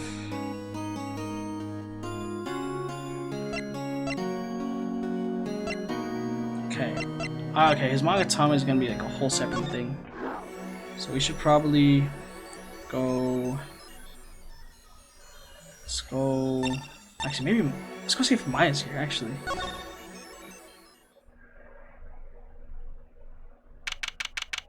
"7 years ago, right in Kola offices."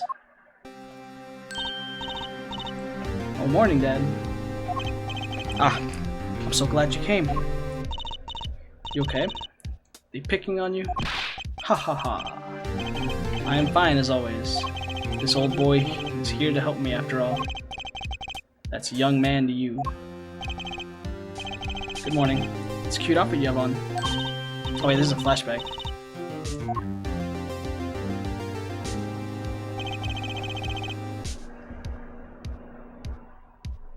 Two weeks have passed since then. I called her into my office.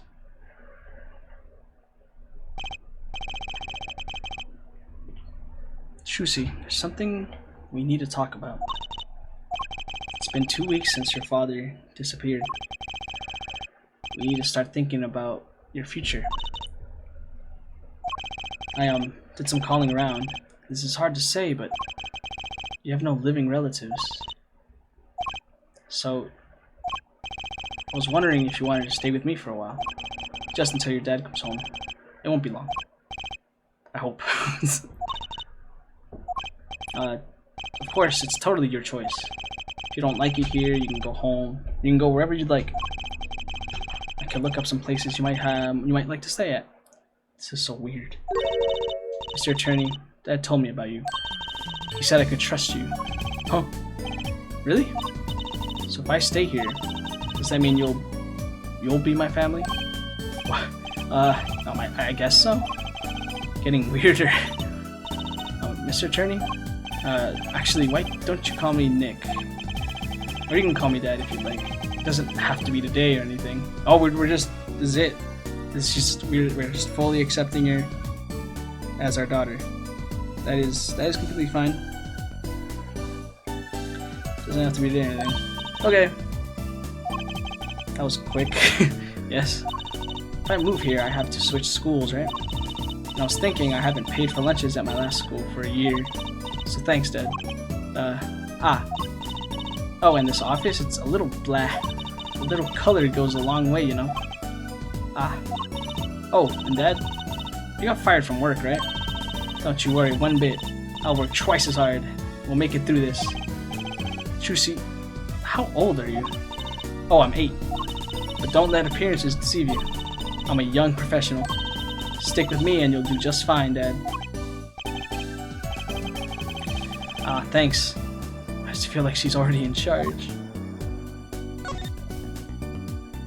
The office. So, Dad, you got fired from being a lawyer, right?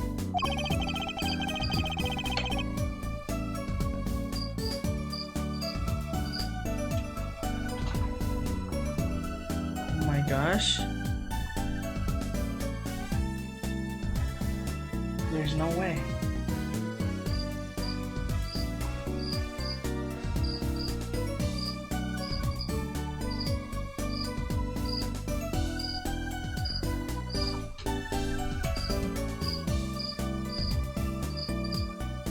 Oh my goodness. No way. Oh no.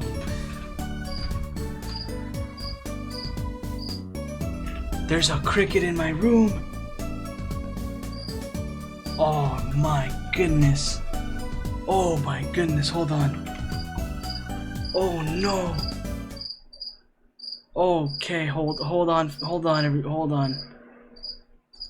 There's straight up a cricket in here. There's a cricket. Oh my goodness. There's no way. Okay. Okay, hold on.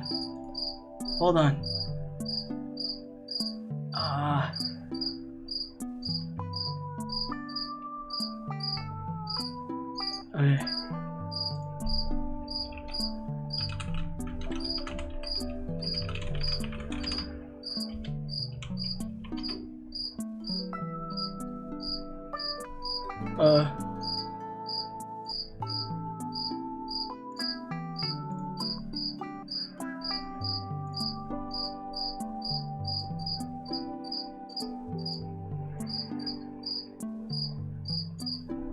Okay. I'll be back.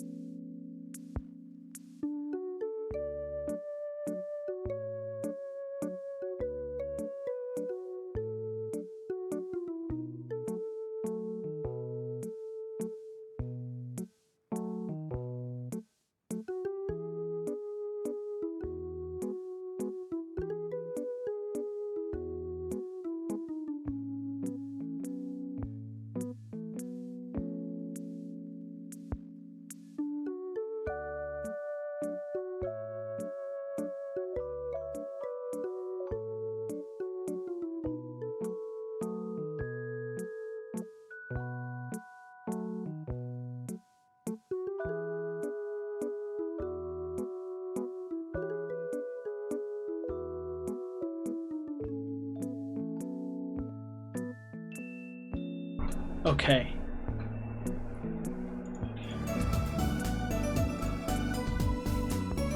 There is a cricket somewhere. And I have to figure out how to get it out of here. So I'm going to save. And I'm gonna continue this next time I play. So for now, just save. Cause I gotta figure out how to get that man out of here alive. I do not want to have to kill a cricket. I don't need that on my conscience. That would be insane. So I'll be back next time. Bye. Goodbye.